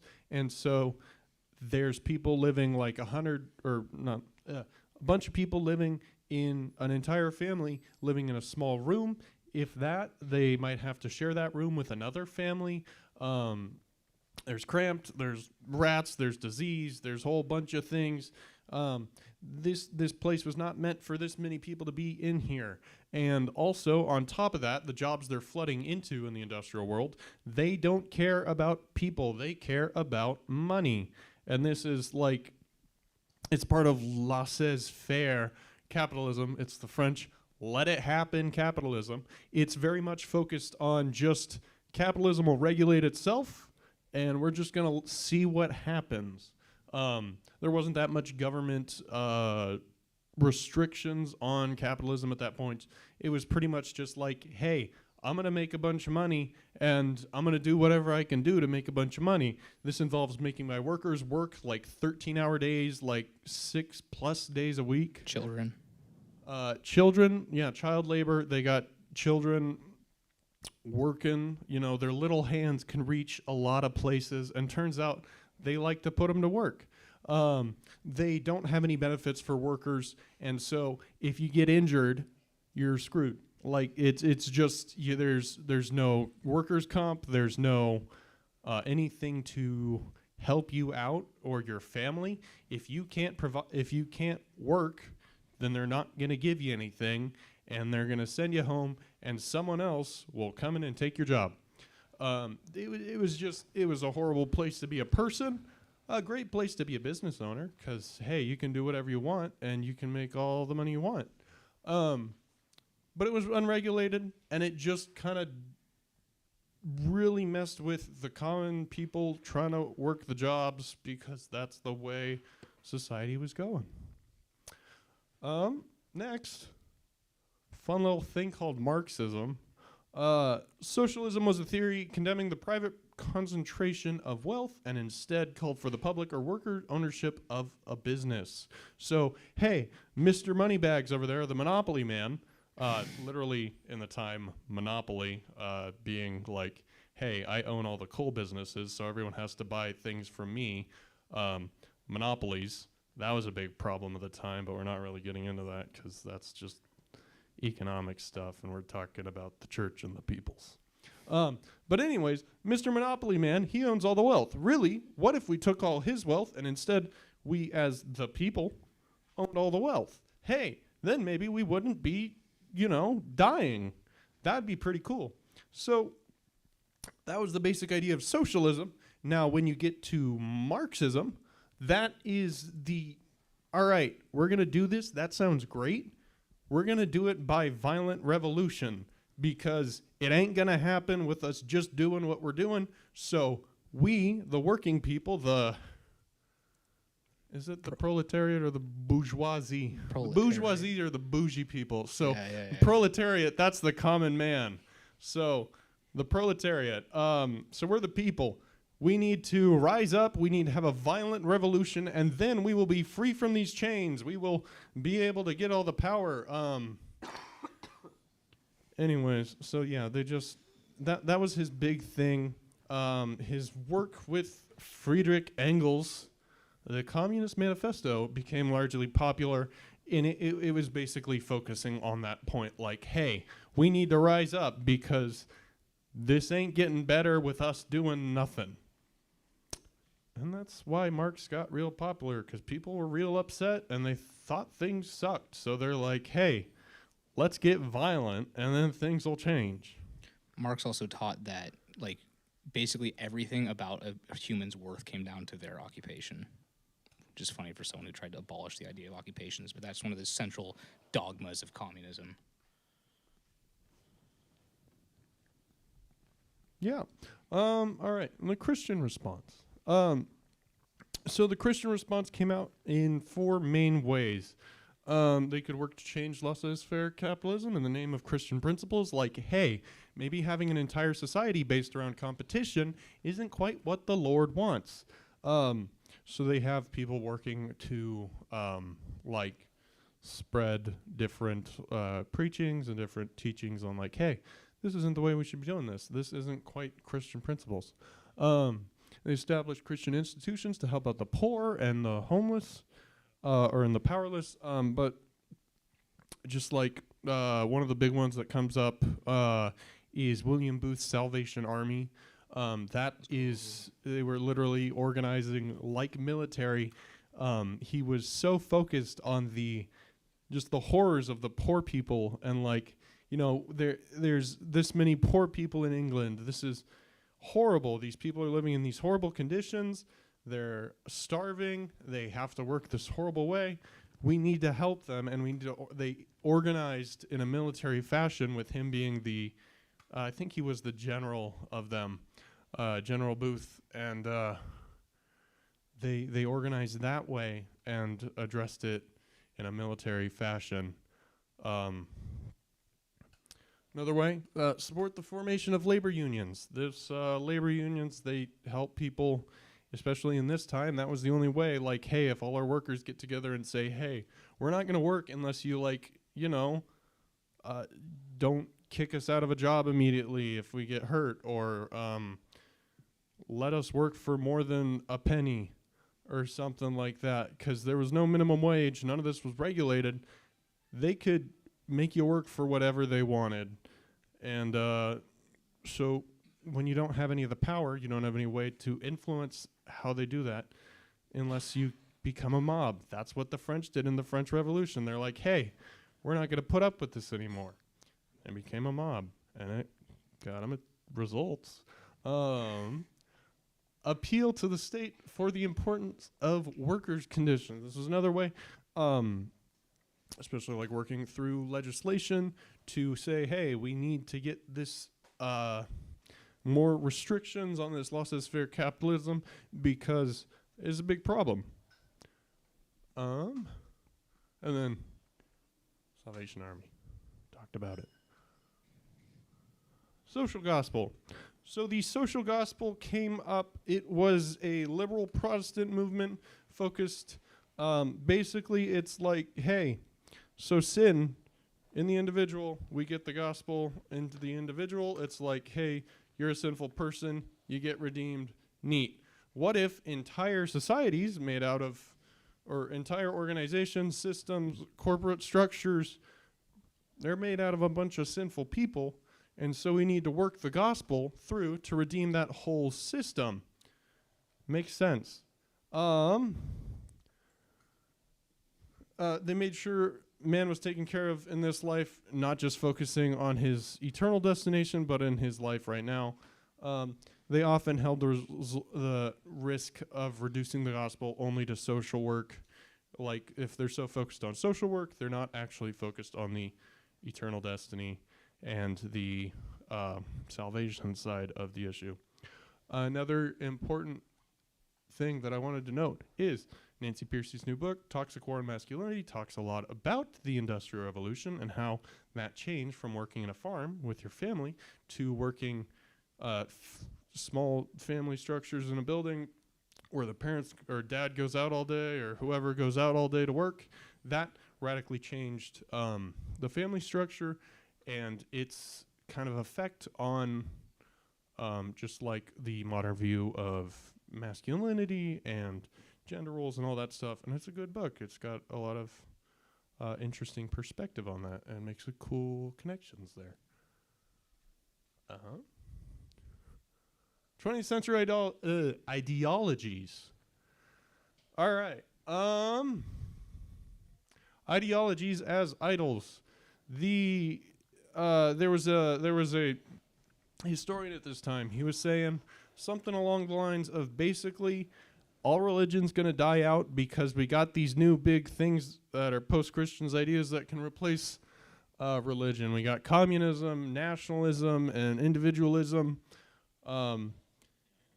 People get really into these ideas. It's bad.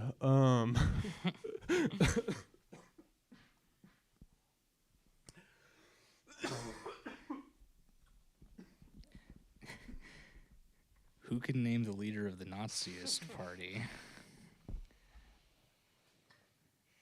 Pop quiz.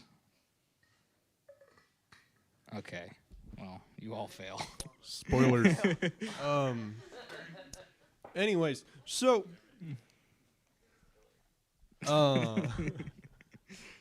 so people get really into the ideas. People base their lives around them. they put a higher view on the political side and all the political issues and their political ideology, and end up with a much lower view of God, a lot more towards deism, especially if they have the political ideology affect their life and don't have a personal relationship with God affect their life. World War I was the catalyst for, pretty much all the Nazism and communism and Americanism that comes out of the 20th century. World War I's the real big catalyst on that. I'm going to get into a little bit, but I'm like, when I was initially looking at this topic, I'm like, I can make a whole presentation just on World War I, because it's really important, and it really sets up the entire world we have today. We don't have that kind of time, so I'm going to make it snappy. Rise of Nazism. Alrighty. So, following World War I, big war, very bloody, a lot of people die. I'm going to talk about it anyways. Very bloody, a lot of people die. It's caused by an alliance system. There isn't a very clear, win-lose. The Germans, at the very end of the war, they didn't think they'd lost. It had been such a standstill throughout the entire war. Bunch of deaths on both sides. It just seemed like, all right, we need to get this over with, rather than they were clearly defeated. And so they technically lost, and during the Treaty of Versailles, which was the peace conference in order to decide everything and be like, all right, how do we put these things together? Basically, Germany got treated poorly because people were really upset because the war was really brutal and people were really sad about it. So they decided to take it out on Germany, and that kind of crippled Germany following this time. And with the nation gets crippled,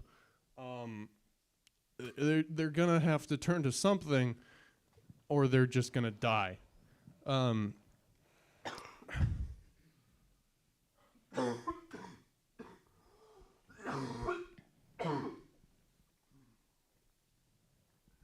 All right. So under Nazism, they gave the people a sense of unity around this nationalism. There was a high, hey, Germany used to be great. It used to be perfect before all these, before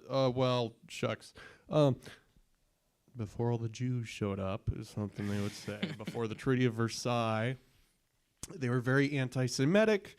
They were they felt very wronged by the Treaty of Versailles and the end of World War I. It was unfair. They didn't finish paying off the reparations from World War I until 2011. And that was about, it was 97 years after the start of the war. They rallied behind a romanticized version of Germany and sought to destroy all things that seemed to attack that or get in the way of that. He sought to be like, Germany's real great. We're going to make Germany superpower. It's going to be awesome. Yeah. Anti-Semitism. They saw the Jews as the source of capitalism, the source of communism, and the source of Christianity. They hated Christianity, but they kept that one a little low-key because, hey, you still have some sort of Christian ideas throughout Europe. And they tried a lot more to hijack Christianity rather than outright condemn it at first. Christians under Hitler. By the way, same thing happens in China. Whack. For the record, in World War II. Or under Mao Zedong in the World War II era. Except that China just kind of kills them a lot more. No. Mao Zedong was a communist leader, so it tracks. Christians under Hitler. Christianity was loud under Hitler, but as long as it didn't interfere with Nazism. They were like, at the start of it, they're like, okay, you can be Catholic. And then a little bit down the line, the Pope's like, look, what they're doing over here isn't cool, and I don't like it. And then Nazis were like, okay, you can't be Catholic. Or they basically treated it with silence, but they also imprisoned a bunch of people who were both Catholics and Protestant sides who were anyone preaching against the Nazis. They're like, you're going to prison or you got to go. Catholics, yep. Nazis sought to control the church, trying to unite very Protestant branches. There was 28 different churches in Germany, pretty much.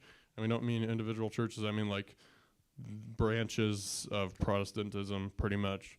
And they're like, we're gonna have you all unite under one.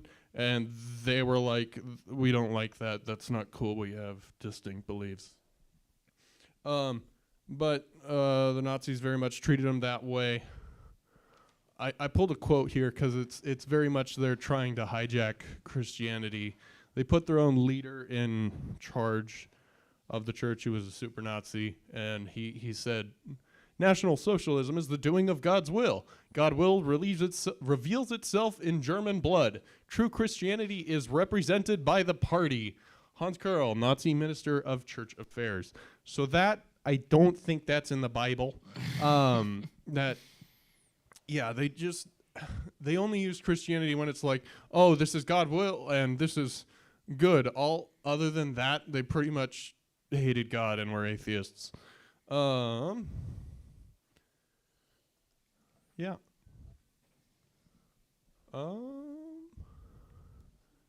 Yeah. Okay. Russians, the communisms. All right. So they had a totalitarian state. State control of industry and communism. They wanted to be like one of the big Western powers. Communism, end of World War I. Russia was doing real bad. Like 2/3 or 3/4 of all their men were casualties in the war. So either like full on dying or just being injured. It was very like widespread bad time for Russia. They ended up piecing out because they had a civil war going on at home and they just couldn't be in the war anymore. This got them kicked out of all the peace agreements, and that really severed their ties with a lot of Western countries because it's like, look, we fought the hardest and the bloodiest in this war and we just got left out of the peace talks, which they pieced out early. Kind of happens, but, you know, not cool. Marxism, atheistic ideology suppressed the church and prevented people from sharing church practices with children. They didn't want you teaching your children. They didn't want you going to church. They didn't want you spreading things. They didn't want you writing anything about the church. His persecution had the Orthodox Church in Russia pretty much like, hey, we're going to write about this because that's not cool, and you can't stop us from going to church and churching. They eventually just cut it back a little to intense restrictions. And then Pope condemned communism and was like, you guys should all be Catholic, but they're Eastern Orthodox. They didn't care. But, you know, it's the same Pope who, like, condemned Nazism. So he was throwing punches at those ideologies. That was kind of cool. World War II. So World War II pretty much, the culmination of the Nazis, because they kind of got widely disassembled after that because, Hitler started a war and people were real upset about it, and he was the bad guy and we had to kill him. Started with the invasion of Poland in 1939. The war and the Nazi Party further suppressing Christianity in Germany in an occupied territory. They were basically like at the beginning of the Nazi Party coming to power, they were like trying to control the church. Once the war started and tensions got a lot higher, they full on like suppressed the church and were like, you got to be a Nazi first and a church goer not at all, if not like second and minimally, as long as it doesn't get in the way of your Nazism.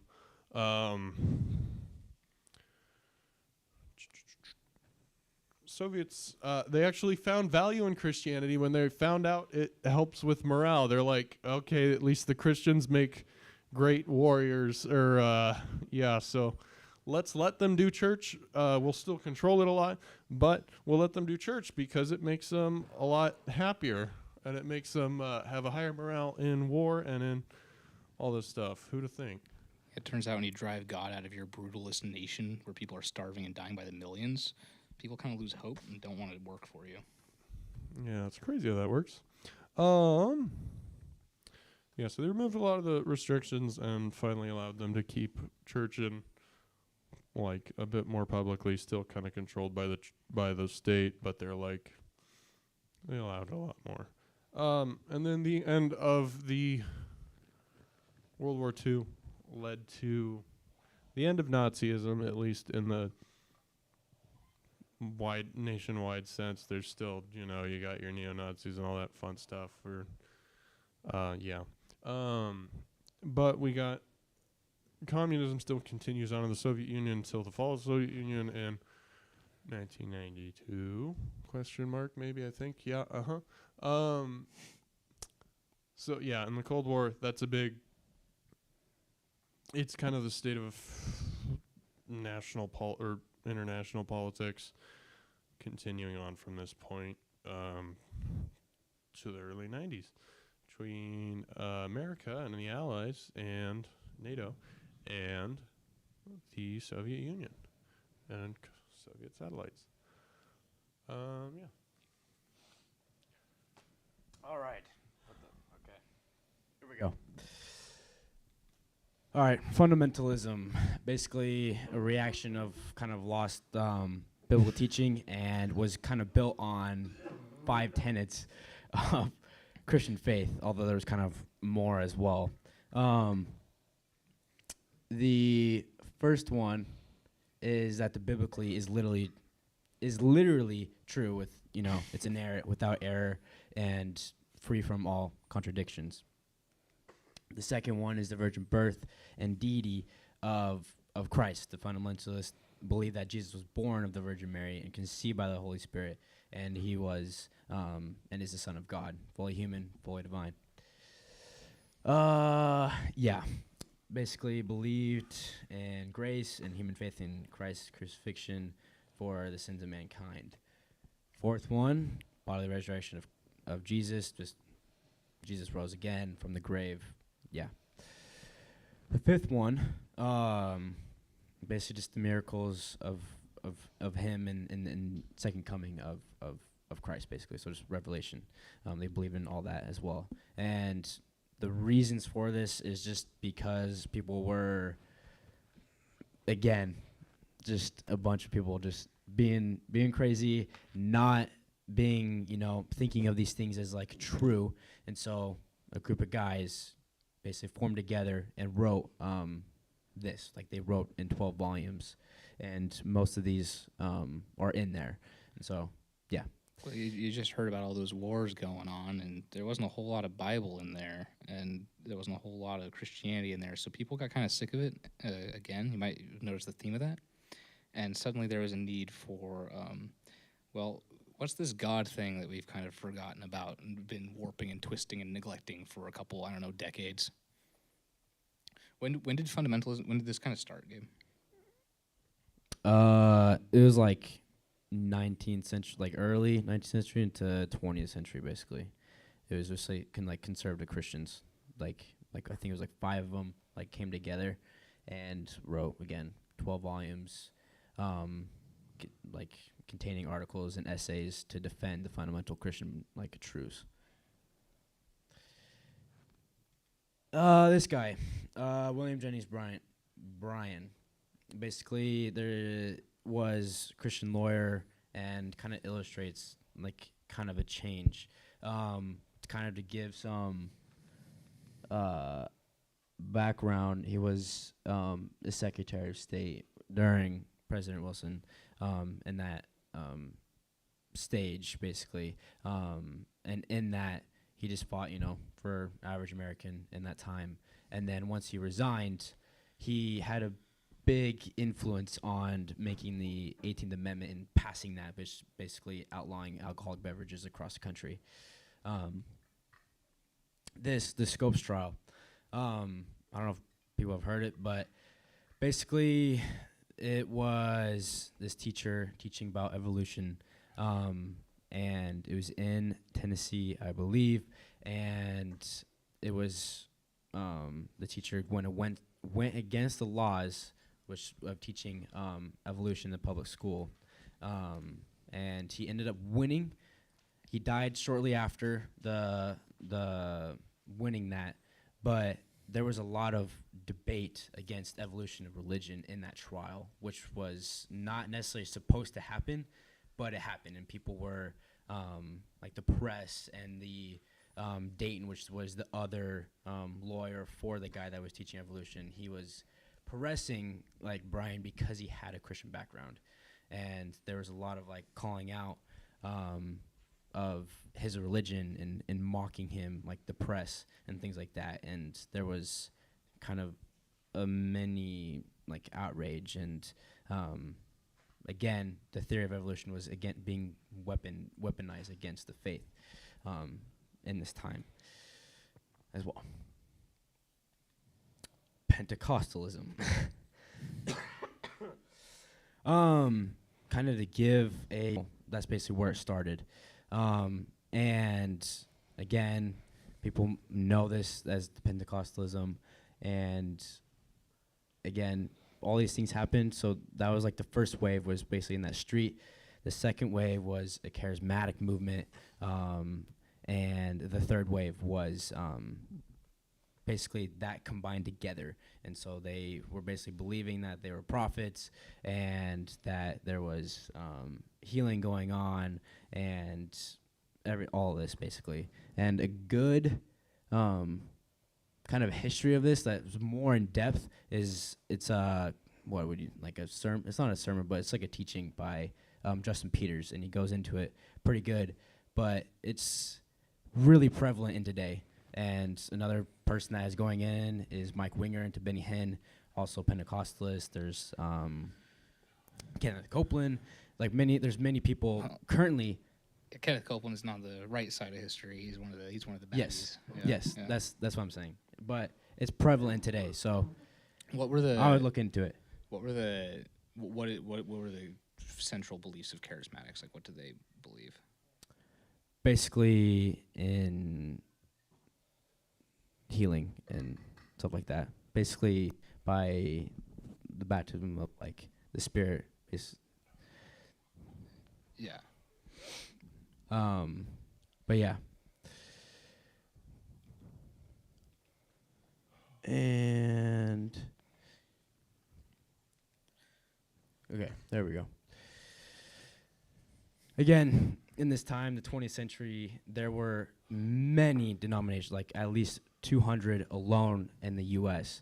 And there was a big movement of trying to unify all these people like together, because many disagreed, believed this was this was true, there's a lot of convictions and debating and arguing against like the Christian faith just with that alone, you know.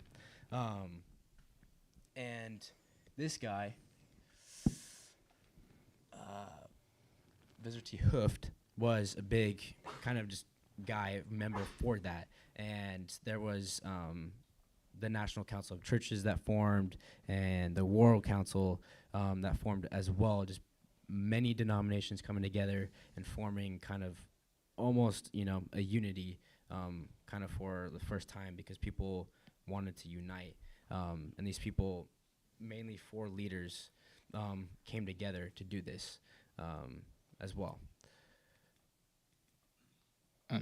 Yeah. I just wanted to throw in with you said healing. That's like the main thing that they do. I know it's in your notes. As well that Pentecostals basically believe in spiritual gifts, capital S, capital G, like that every Christian should be healing and like should be effectively. Like, you should be speaking in tongues when you're baptized, and if you're not, then you're not saved, is what they say. What's up?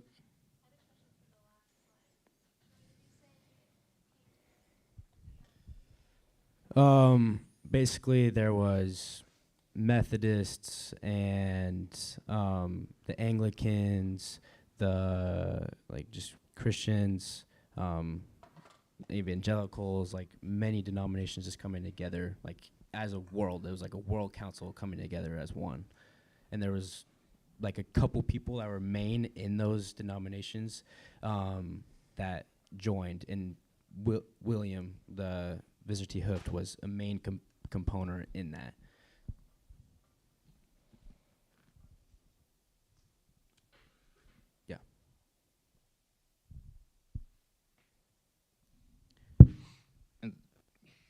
Sorry, I'm just thinking it's important, like an important point to make with the Pentecostals. Like the Pentecostal movement, the charismatic movement is not the same as the Pentecostal movement. Yeah. Like charismatics, there's two kinds of Christians. There's charismatics and cessationists, and there's a huge gray scale on where you fall on that bar. You either believe that you can go and you can touch people and heal them and do the Kenneth Copeland, like, money come now, or you're a cessationist, you're like, there's no spiritual miracles anymore. And then there's the spectrum on where you fall, like some people are more the other way.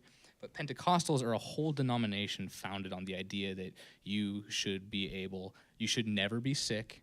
You should never, ever be sick. It's a sign that you don't have enough faith, all different kinds of things. And obviously not all Pentecostal churches are like radical psychopaths, but all of their founders were con men, and it's not a great denomination.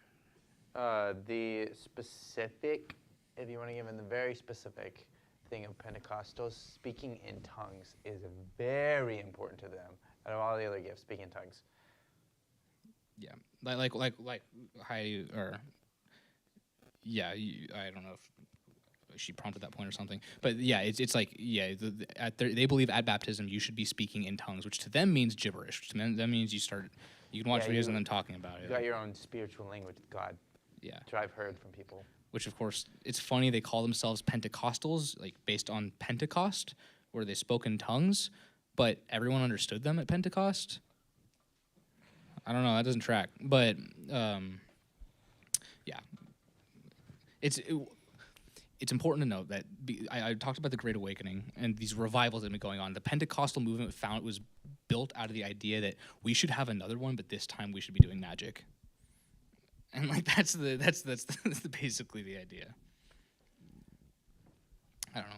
Did you have anything else you wanted to speak into that, Gabe, in regards to the Big P? Papa John's, let's go. All right. All righty. So, as has been my job, we're going to check in on the Catholics again. What are they up to? Vatican II, that's the sequel. All right. So, Papa John. We're going to start with Papa John. Papa John, Pope John the 23rd, sought not to be a political or learned pope, but he wanted to be known as the Good Shepherd, defending truth and goodness. He focused a lot more on meeting with non-Catholics and on like coming to people and on being with people rather than being like separate off in his holiness. He wanted to be with people and try and address them where they're at. And he'd be like during his career before being pope, he was sent to like troubled areas and like he's like, wherever you guys want to send me, I'll go there. And did well in those places. Since the Council of Trent, Catholicism had been seen as unchanging against the ages of progress. That's what they really affirmed and wanted during Vatican I. They were like, look, we're the Catholic Church. We are going to stand, and everything has been tradition, and we've been unchanging for blah, blah, blah, thousands of years. All that fun Catholic stuff they like to say. He sought to convene a council. He's like, look, the world's changing. We should probably look at ourselves and see if we can, the word he used was aggiornamento, Italian word. He wanted to bring things up to date. So they had Vatican II. Vatican II was the largest Catholic council to that point. I think it was 2,540 members that were present out of like 2,950. If you look at like, I think Council of Nicaea was somewhere in the 300s, and that was the early church. If you look at even like the council to affirm the Vatican I was somewhere around like 450 50-ish people, maybe a little more than that. But it was somewhere around then either from people not attending, but just the world had grown so much in this time. This is taking place late 50s, early 60s. But the world had grown exponentially at this point. And especially this place called America, that kind of hadn't existed as much up until this point. They are the second biggest nation represented at Vatican II. It was the first council not called against a specific heresy, not reactionary, but instead it was called towards something. They're like, all right, we should be doing a little bit of looking at ourselves and how we can move forward at this point and how we can come to address the world.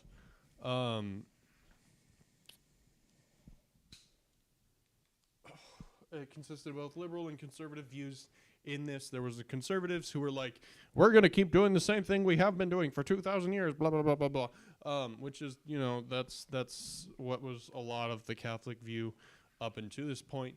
But with how much the world had changed and the spread of like Protestant liberalism, there was a lot more liberals on the side of that. And especially with the growth in Protestantism, there's a lot of stuff you can't really ignore anymore, and there's a lot of views and ideas and stuff, and the whole world has changed, and we got to address that. There was a reform in the liturgy. So one of the concerns of the Reformation was, hey, all these people going to Mass, it's all in Latin. They can't understand it. The Catholics are like, yeah, we don't care. We're going to keep doing it this way. So stuff was still in Latin until the 60s. Then finally, if you were a Catholic, you could go to church and understand what they were saying. They'd say it like in English or whatever your local language is. And that's crazy talk. You can actually understand what they're saying at church. There's this plus other things led to like the challenging of tradition. Like, look, if this isn't dogma that we have to hold to, what about like divorce was a big one. Priests, they're like, look, if this isn't some special thing, I'm going to go live a better life as a Protestant or go follow this other life. And they had like a 30% decrease in like priest students going towards that. They had divorce was a big one. A lot of people were challenging the Pope. They're like, look, if none of this stuff is going to be held as whatever, then all these ideas can be challenged all of a sudden. This led to some moving closer to Protestantism just because of the changes and because of the just like, I don't know, they finally let go of that rigidness in Catholicism and led to the changing of a lot of ideas. And yeah. Oh, I need that. And Catholics are still around. Yeah, they still exist. All right, well, it's 8:30 now. Time to go home. Just kidding. I'm going to bring us home. We're almost there. Final stretch. Wake up, get some coffee, whatever you need. Let's do it. So this is the age of global expansion and relocation. It's from the 1900s to the present. Keep in mind that a lot of the other ideas from all of the other guys' sections interlap with this, like the World Wars, communism, Marxism, a lot of ideologies, things like that. So Christianity in the West, it's this decline and reconstruction. There's some dangerous new ideologies that came out of the West, or that was facing the West. Liberalism. Liberalism, I explained it to you earlier. It's the idea of religions having the same meaning and having the same spiritual meaning. It's an issue for sure. Specifically, the issue with this in the 1900s was that it started to worm itself into the general society and, even more important, the institutions and universities, which means the next generation is going to be, well, shall we say, uneducated, ironically, on God and life. And then materialism. Materialism is the idea that the spiritual is not only not real, but that it's bad. This also started to seep into institutions and universities, which obviously goes directly against Christianity. You have consumerism. Consumerism is the idea of self-indulgence and self-fulfillment.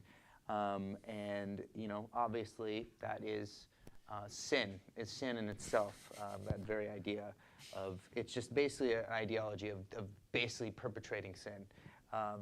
Consumerism specifically leads to one to have an eroded sense of community and morality, and focuses on I instead of the general us and what we need. And then some people theorize that technology is a big perpetrator of this, such as the TV, getting all sorts of information, entertainment through the TV and the computer, and having social interaction through the computer and the web, and just having tons of information, all sorts of different things. Colin says I'm focused too much on my device. He's focusing his too much on his there device. you go. Okay, I see. Charades World Championship. Secularism. Secularism is the idea that God should be pursued intellectually only and not pursued through living out life. Scholars blame this movement on medieval scholasticism, Protestant scholasticism, and the emergence of the national state. You can explain that. You can explain what scholasticism is. Okay, I'll make it real quick. Scholasticism is the idea of reading between the lines too much. It's when it's basically what it is you're going to say, oh, well, Scripture says this, but I'm gonna take it to the next level and philosophize about develop ideas that aren't necessarily in Scripture by almost implication, and you get into that too much, and suddenly you're a heretic. Yeah. Secularism in today's world looks like removing the influence of religion from all facets of life. It's kind of developed a lot. And the idea of secularism and religion are inversely tied, that when religion gains, secularism loses ground. And then secularism and atheism are not the smartest they've ever been in terms of their arguments. Those have been around for a while. You see Darwinism and all that stuff, and you see empiricism, like Joe was talking about earlier. But here's the thing. The thing is that they are becoming more hostile now than they've been before, and it's becoming harder to deal with because of that. Let's see. Some would cite that the Twin Towers and things like Islamic religious belief of hostility and stuff like that being one of the reasons for doing so. Religion is bad because you see this as a result of religion. Bad things happen, like the Twin Towers. The desire to remove Christianity specifically is called Christophobia, and Western culture fits it currently in today. The response to all these different ideologies. The response to liberalism was preaching and apologetics from people like Billy Graham and C.S. Lewis, and the strengthening of church doctrine from people like Karl Barth. The response to secularism. The response to secularism was to look forward to the rapture and end of days, because you can see that the world is falling apart, and you're like, wow, we're getting close. I can look forward to something. I have hope, rather than to be miserable. This also looked like failed attempts to predict the future and predict the rapture's coming. And it kind of led to mistrust of certain people that did that. You have a lot of Pentecostals that like to say things and do things, and charismatics that like to do that, and you get a lot of distrust with that. A lot of people making predictions that don't quite work. And then there you go. You get also a battle of the political and cultural fields. That would be people like Jerry Falwell of Thomas Roads Baptist Church creating a political action group called the Moral Majority in 1979. He became the first spokesperson for the Religious Right, which is a coalition of fundamentalist, Catholic, Pentecostal, evangelical Christians, and they fought against that type of ideology. And then you had other platforms such as The Voice, Concerned Women for America, and the Freedom Council. They also used things like radio and television to help fight things. fight against these ideologies. They used things like the CBN, the Christian Broadcast Network. Yeah. And then they also had to fight things. This is some of the hard stuff for them was the Equal Rights Amendment in 1972, which some felt could allow for homosexual marriage and adoption and women being drafted. Roe v. Wade in 1973, which legalized abortion. And California's attempt to expand homosexual protection in 1978. That went well. Yeah, clearly a lot of this stuff has gone down the road, or has gone downhill, and is progressed in a negative way. And then the last one, which is not necessarily the most Christian one, would be to be less confrontational in general, and kind of basically half-heartedly accept it, be more friendly, and create churches that basically try to shed the negative image of Christianity and appeal to popular religious taste, so appeal to people's emotions. And that's where you see the megachurch phenomenon, where you see lots and lots of people going to a church, and it doesn't really have very much value and content, but it feels good, feels nice, and they sound nice, and they got good music. Hillsong. The result of this clash is that secularism and its influence has led to a deadening of people's relationship with God and the knowledge of God, and the Christians. The knowledge of God has fallen, and Christians rely on secular explanations for things, like counseling, for example. They rely on psychology, like modern-day psychological explanations to explain away things or help people through their troubles. You know, there's also a marked decline in religious affiliation, less people going to church. Which I said later on, but I'll just say it now, which clearly led to a decline in tithe and led to a decline in ability to do missions work. You know, you don't got money to pay the people because you don't got people. You also have lost ground in key areas such as abortion, homosexual rights, feminism, and more areas too nowadays, such as like transgender rights and all sorts of different things. This also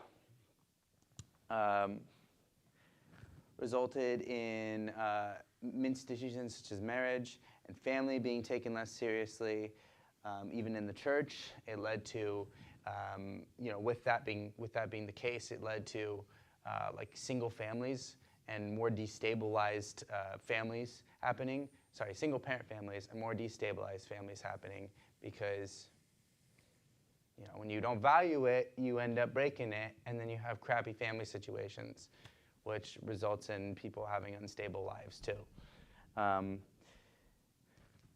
then, like I said, less financial support. Oh, I forgot to mention this in the slides, but I'll mention it now. You also had, as a result of secularism, Protestant mainline churches, such as I'll list them real quick, and I'll do it one time, so you know, Protestant mainline churches, Episcopalians, the Methodists, Presbyterians, United Church of Christ, the Lutherans, and Christian Church, Disciples of Christ, had a negative impact, and because they were perceived as old establishments and irrelevant, and they were no longer mainline. And then conservative Protestants were growing, including evangelical, fundamentalist, charismatic, and Pentecostal churches, because they had brought something new. And were different. Also, Catholic Church has grown due to an increase in the growth of the Latino population. He was really excited to say that. Yeah. He kept saying he was going to say that. Yeah. Latino. I also don't know why I didn't add this either. Privatization of faith, where it's more communal and solely personal and nobody else's business, especially since megachurches can get so easy to get lost in. So, a lot of bad things there. So Christianity going forward. Originally, a slide said, "Will Christianity fall in the West?" But Hayden didn't like that because He wanted to have a little bit more of a hopeful feel. I said only God knows that it will, keep going forward. And I said the culture is increasingly secular and hostile to faith, and persecution will likely increase. Christendom, the idea of a Christian state, like a Christian nation, should be thrown out of the picture completely, because with the more secularization of people, the less likely they want Christianity to be in their business. Mainline churches will decline unless they change. Non-denominational, I've already said this, non-denominational, certain Pentecostal and other conservative denominations will grow. Gen Z nowadays is becoming more spiritual, but they're anti-God as well, which kind of results in the Christians becoming more hardcore, like the Christians and Gen Zers becoming more hardcore. So you see in the next generation being interesting, Gen Z being interesting, as more bipolar, not bipolar, more, what's the term? Harshly divided. Harshly divided, polarized, yes. So here's the thing. Christianity will live on even if not in the West. That's the basic thing. Shift to global South. Southern Christianity and Western Christianity. The South grew extremely quickly. There's reasons for this. I'll get into them in a second. The South is very charismatic and relied heavily on the gifts for devotion and worship. The South was heavily influenced by Western missionaries and built their churches on the idea of innovation, volunteership, and independence, rather than basing off Europe and the Pope. That's what I was mentioning earlier when we were talking about volunteership. It heavily influenced Africa and its ideas. Something that's really interesting is with it growing so quickly, in 1900 there was 10% of the world's Christians living in the continent South and East, like of the West, like the South and East. And now, a century later, in 2000, you have 70% of the world's Christians live there. So 10 to 70% of all Christians in 100 years. This is all Christians, every Christian. And Catholics.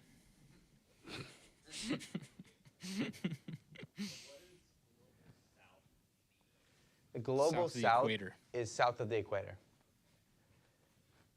Why it spread so well? This is a really interesting section. They had translations in their own language. People are more likely to want to do something when they actually understand it, and then they can it speaks to them personally. And yeah. The circumstance of poverty predisposes them for the belief in the Bible. They understand a lot of the meanings, and they understand corruption, poverty, political turmoil, violence, and the brokenness of creation.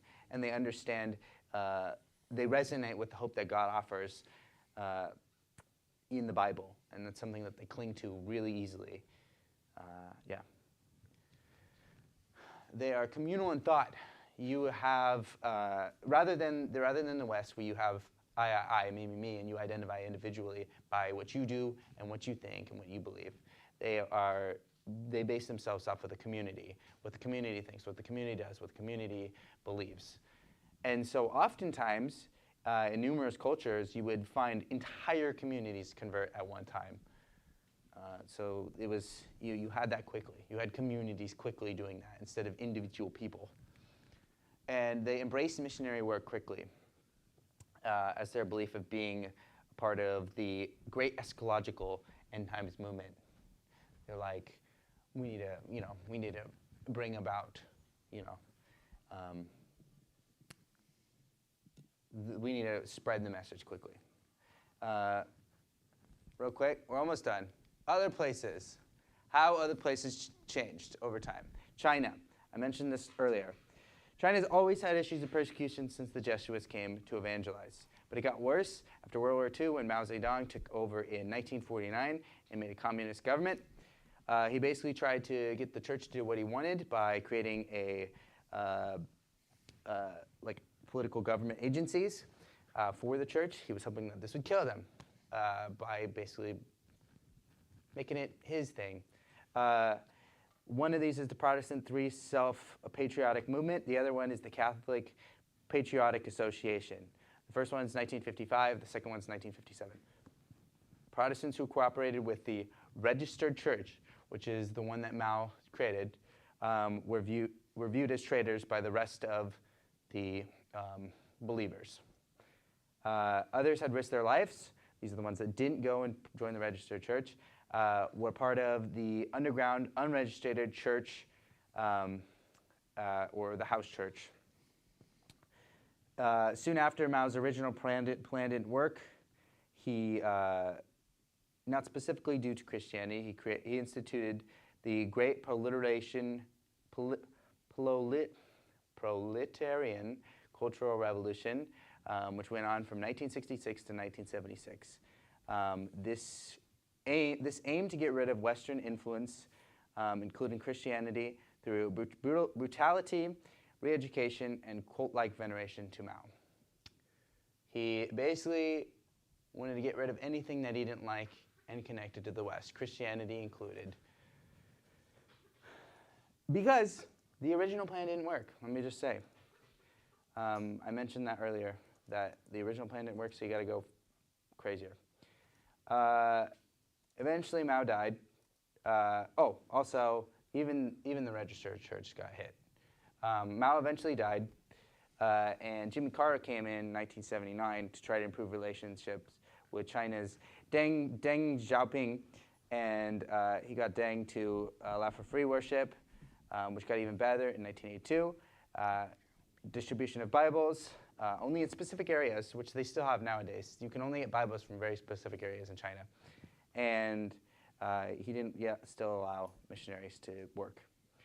Nowadays, the unregistered church and registered church are cooperating more and interacting more like typical churches, but the unregistered church is still subject to harassment, torture, imprisonment, and the like. Korea brought Christianity from China to Korea. They brought it to themselves. In 1784, Koreans are known specifically for their intense prayer lives, and they are home to some of the world's largest churches. They are they have a very distinct personality, similar to China, and They also got some crazy cults like Xinjiangji, which is New Heavens, New Earth. Very prevalent today. They like to infiltrate churches here in the U.S., and they'll basically pull congregants away and get them with Bible verses they're not familiar with, and then get them to get baptized, and they won't tell them until the baptism. They'll be like, "We baptize you in the name of Xinjiangji," and the person's like, "Wait, what?" And they go into the water. It's like they completely sneak up on them. It's yeah. It's real. It's real and it's weird. Church of Mother God. Yeah, that's them. That's the same people? New Heavens, New Earth. Yeah. Really? Okay. Yeah. Really interesting people. I could be completely butchering that name, by the way. I don't know. It sounds like that. I think I might be adding an SH. I'm pretty good at faking it. Similar to other parts of Africa, Eastern Africa has developed a deep Christian consensus, with the majority of these populations being Christian. You can see 84%, 81%, or 87, 88, most of the population is Christian in this area. And an important thing to note about these cultures is that they are deeply indebted to the missionary movements and have distinct cultures, right? Because they're not like the West. They're not like Europe. They're different, and they've incorporated all these things into their Christianity. Who was it that was talking about the two wives thing? Was it you, Joe? That was me. I said that. Yeah. Well, there you go. There's an example. They had to figure out their crap because it was just, they had a different way of life, and so they had to sort it out. Worthy of note, though, is that the Ethiopian, I don't think it's ever got mentioned, the Ethiopian church is one of the oldest in the world, period. Yeah. Well, it was easy to get down there. You didn't have to travel very far. You don't have to go to America to spread the gospel out that way. Yeah, we see the Ethiopian baptized in Acts, and it kind of just went from there. Well, anyway, guys, we don't got a bye-bye slide or anything like that. This is it. You've reached the end of church history. And now, get this, you are part of church history going forward. And it's your choice to figure out how you want to be a part of it. Whether you want to be a good part of church history or a bad part of church history.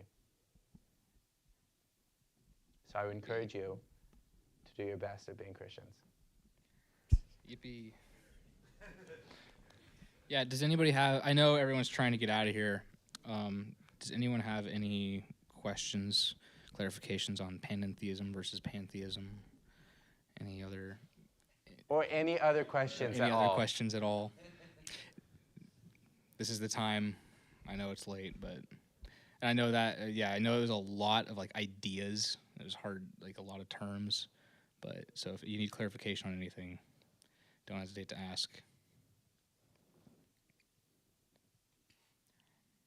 I'll sit here for 15 minutes. No, okay. Oh, like that specific circumstance? Jeez, I don't know. I made that up. That's real. Like that is a real cultural. I think in a lot of circumstances, they especially back then, because the cultural mixing happened, they would allow matters like that instead of disrupting the family structure and ruining it for the children. That was kind of the problem. It was more of a problem for the people in the West who the missionaries would come back and they'd be like, wait, what's going on down there? And there's a lot of resistance to, like, whether or not they were doing it right. But like Dylan was saying, they kind of each, especially in Africa, they kind of have developed their own culture around Christianity. It's very different from ours, and it's very strange. But, the charismatics, it didn't really get covered when Gabe mentioned it, but the charismatics shot across the globe. Like it picked up pretty big here in the West, but when it hit Africa, like Dylan was saying, when it hit Africa, it just soared. I mean, the majority of Christians in Africa are high charismatic. Like, they really lean on the spiritual gifts idea. Well, by the way, Heidi said for the stream, Heidi asked what was the result of the two marriage situation. Just want to say. What's up? What'd they tell him? Josh, what's your question? Have you thought about adding any additional information to, like, where the church is now, specifically in the movement toward, like, podcasting, and like the growing, like, net movement, and then on top of that, also where the church is at in terms of, like, LGBTQ and, like, BLM and all of that. Josh asked, have we thought about adding additional information for things like the LGBTQ movement, podcasting? I don't remember what else he said. Dylan? I was trying to keep this in my head. There's a lot to keep there.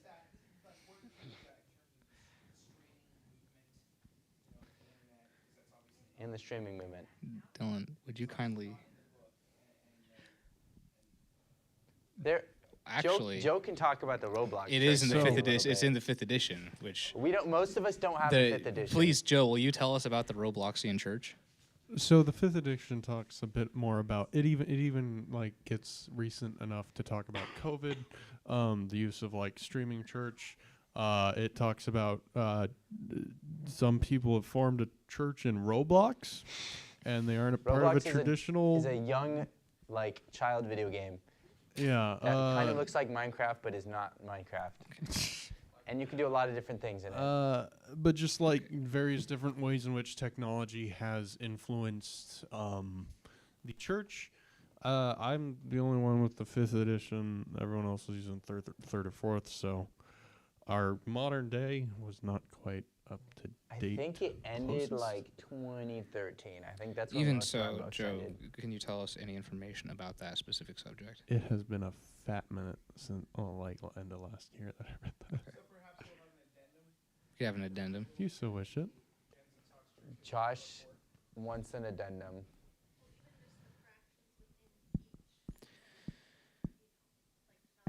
Oh yeah.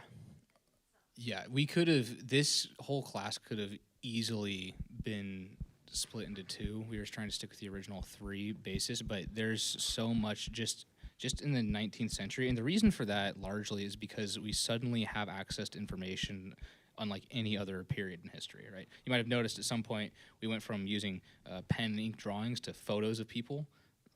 That's not a thing that happened until about the 1700s, and suddenly we had these documents that are recent, all this information that's new, and we have all of it. It's not compiled from third parties, and so we could spend with how much progress has happened. I mean, Dylan talked really briefly about just how crazy things have gotten over the last century or two, and yeah, we could do a whole other class just on 1900 to today. Yeah. Well, I would definitely like to see.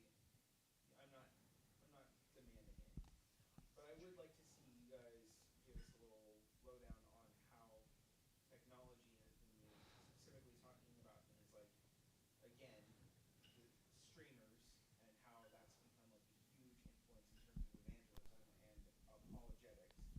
But then I'd also like to hear about like the Jesus films and like the various Jesus films, including like up to now The Chosen and The Passion and the Jesus stuff in the 1970s and like Maranatha music and the CCM industry and like all this Mm-hmm. modern persecution. Josh is saying he will give us extra credit if we do a mini class on like podcasting and video and stuff of that. Like. Effectively, how the evolution Yeah, of media has affected the church at large, Yeah. which it really is something we all take for granted now. I'm speaking into a microphone. George Whitefield was just yelling on a soapbox. It hit a little different. Jeez, I almost fell over. You didn't see that.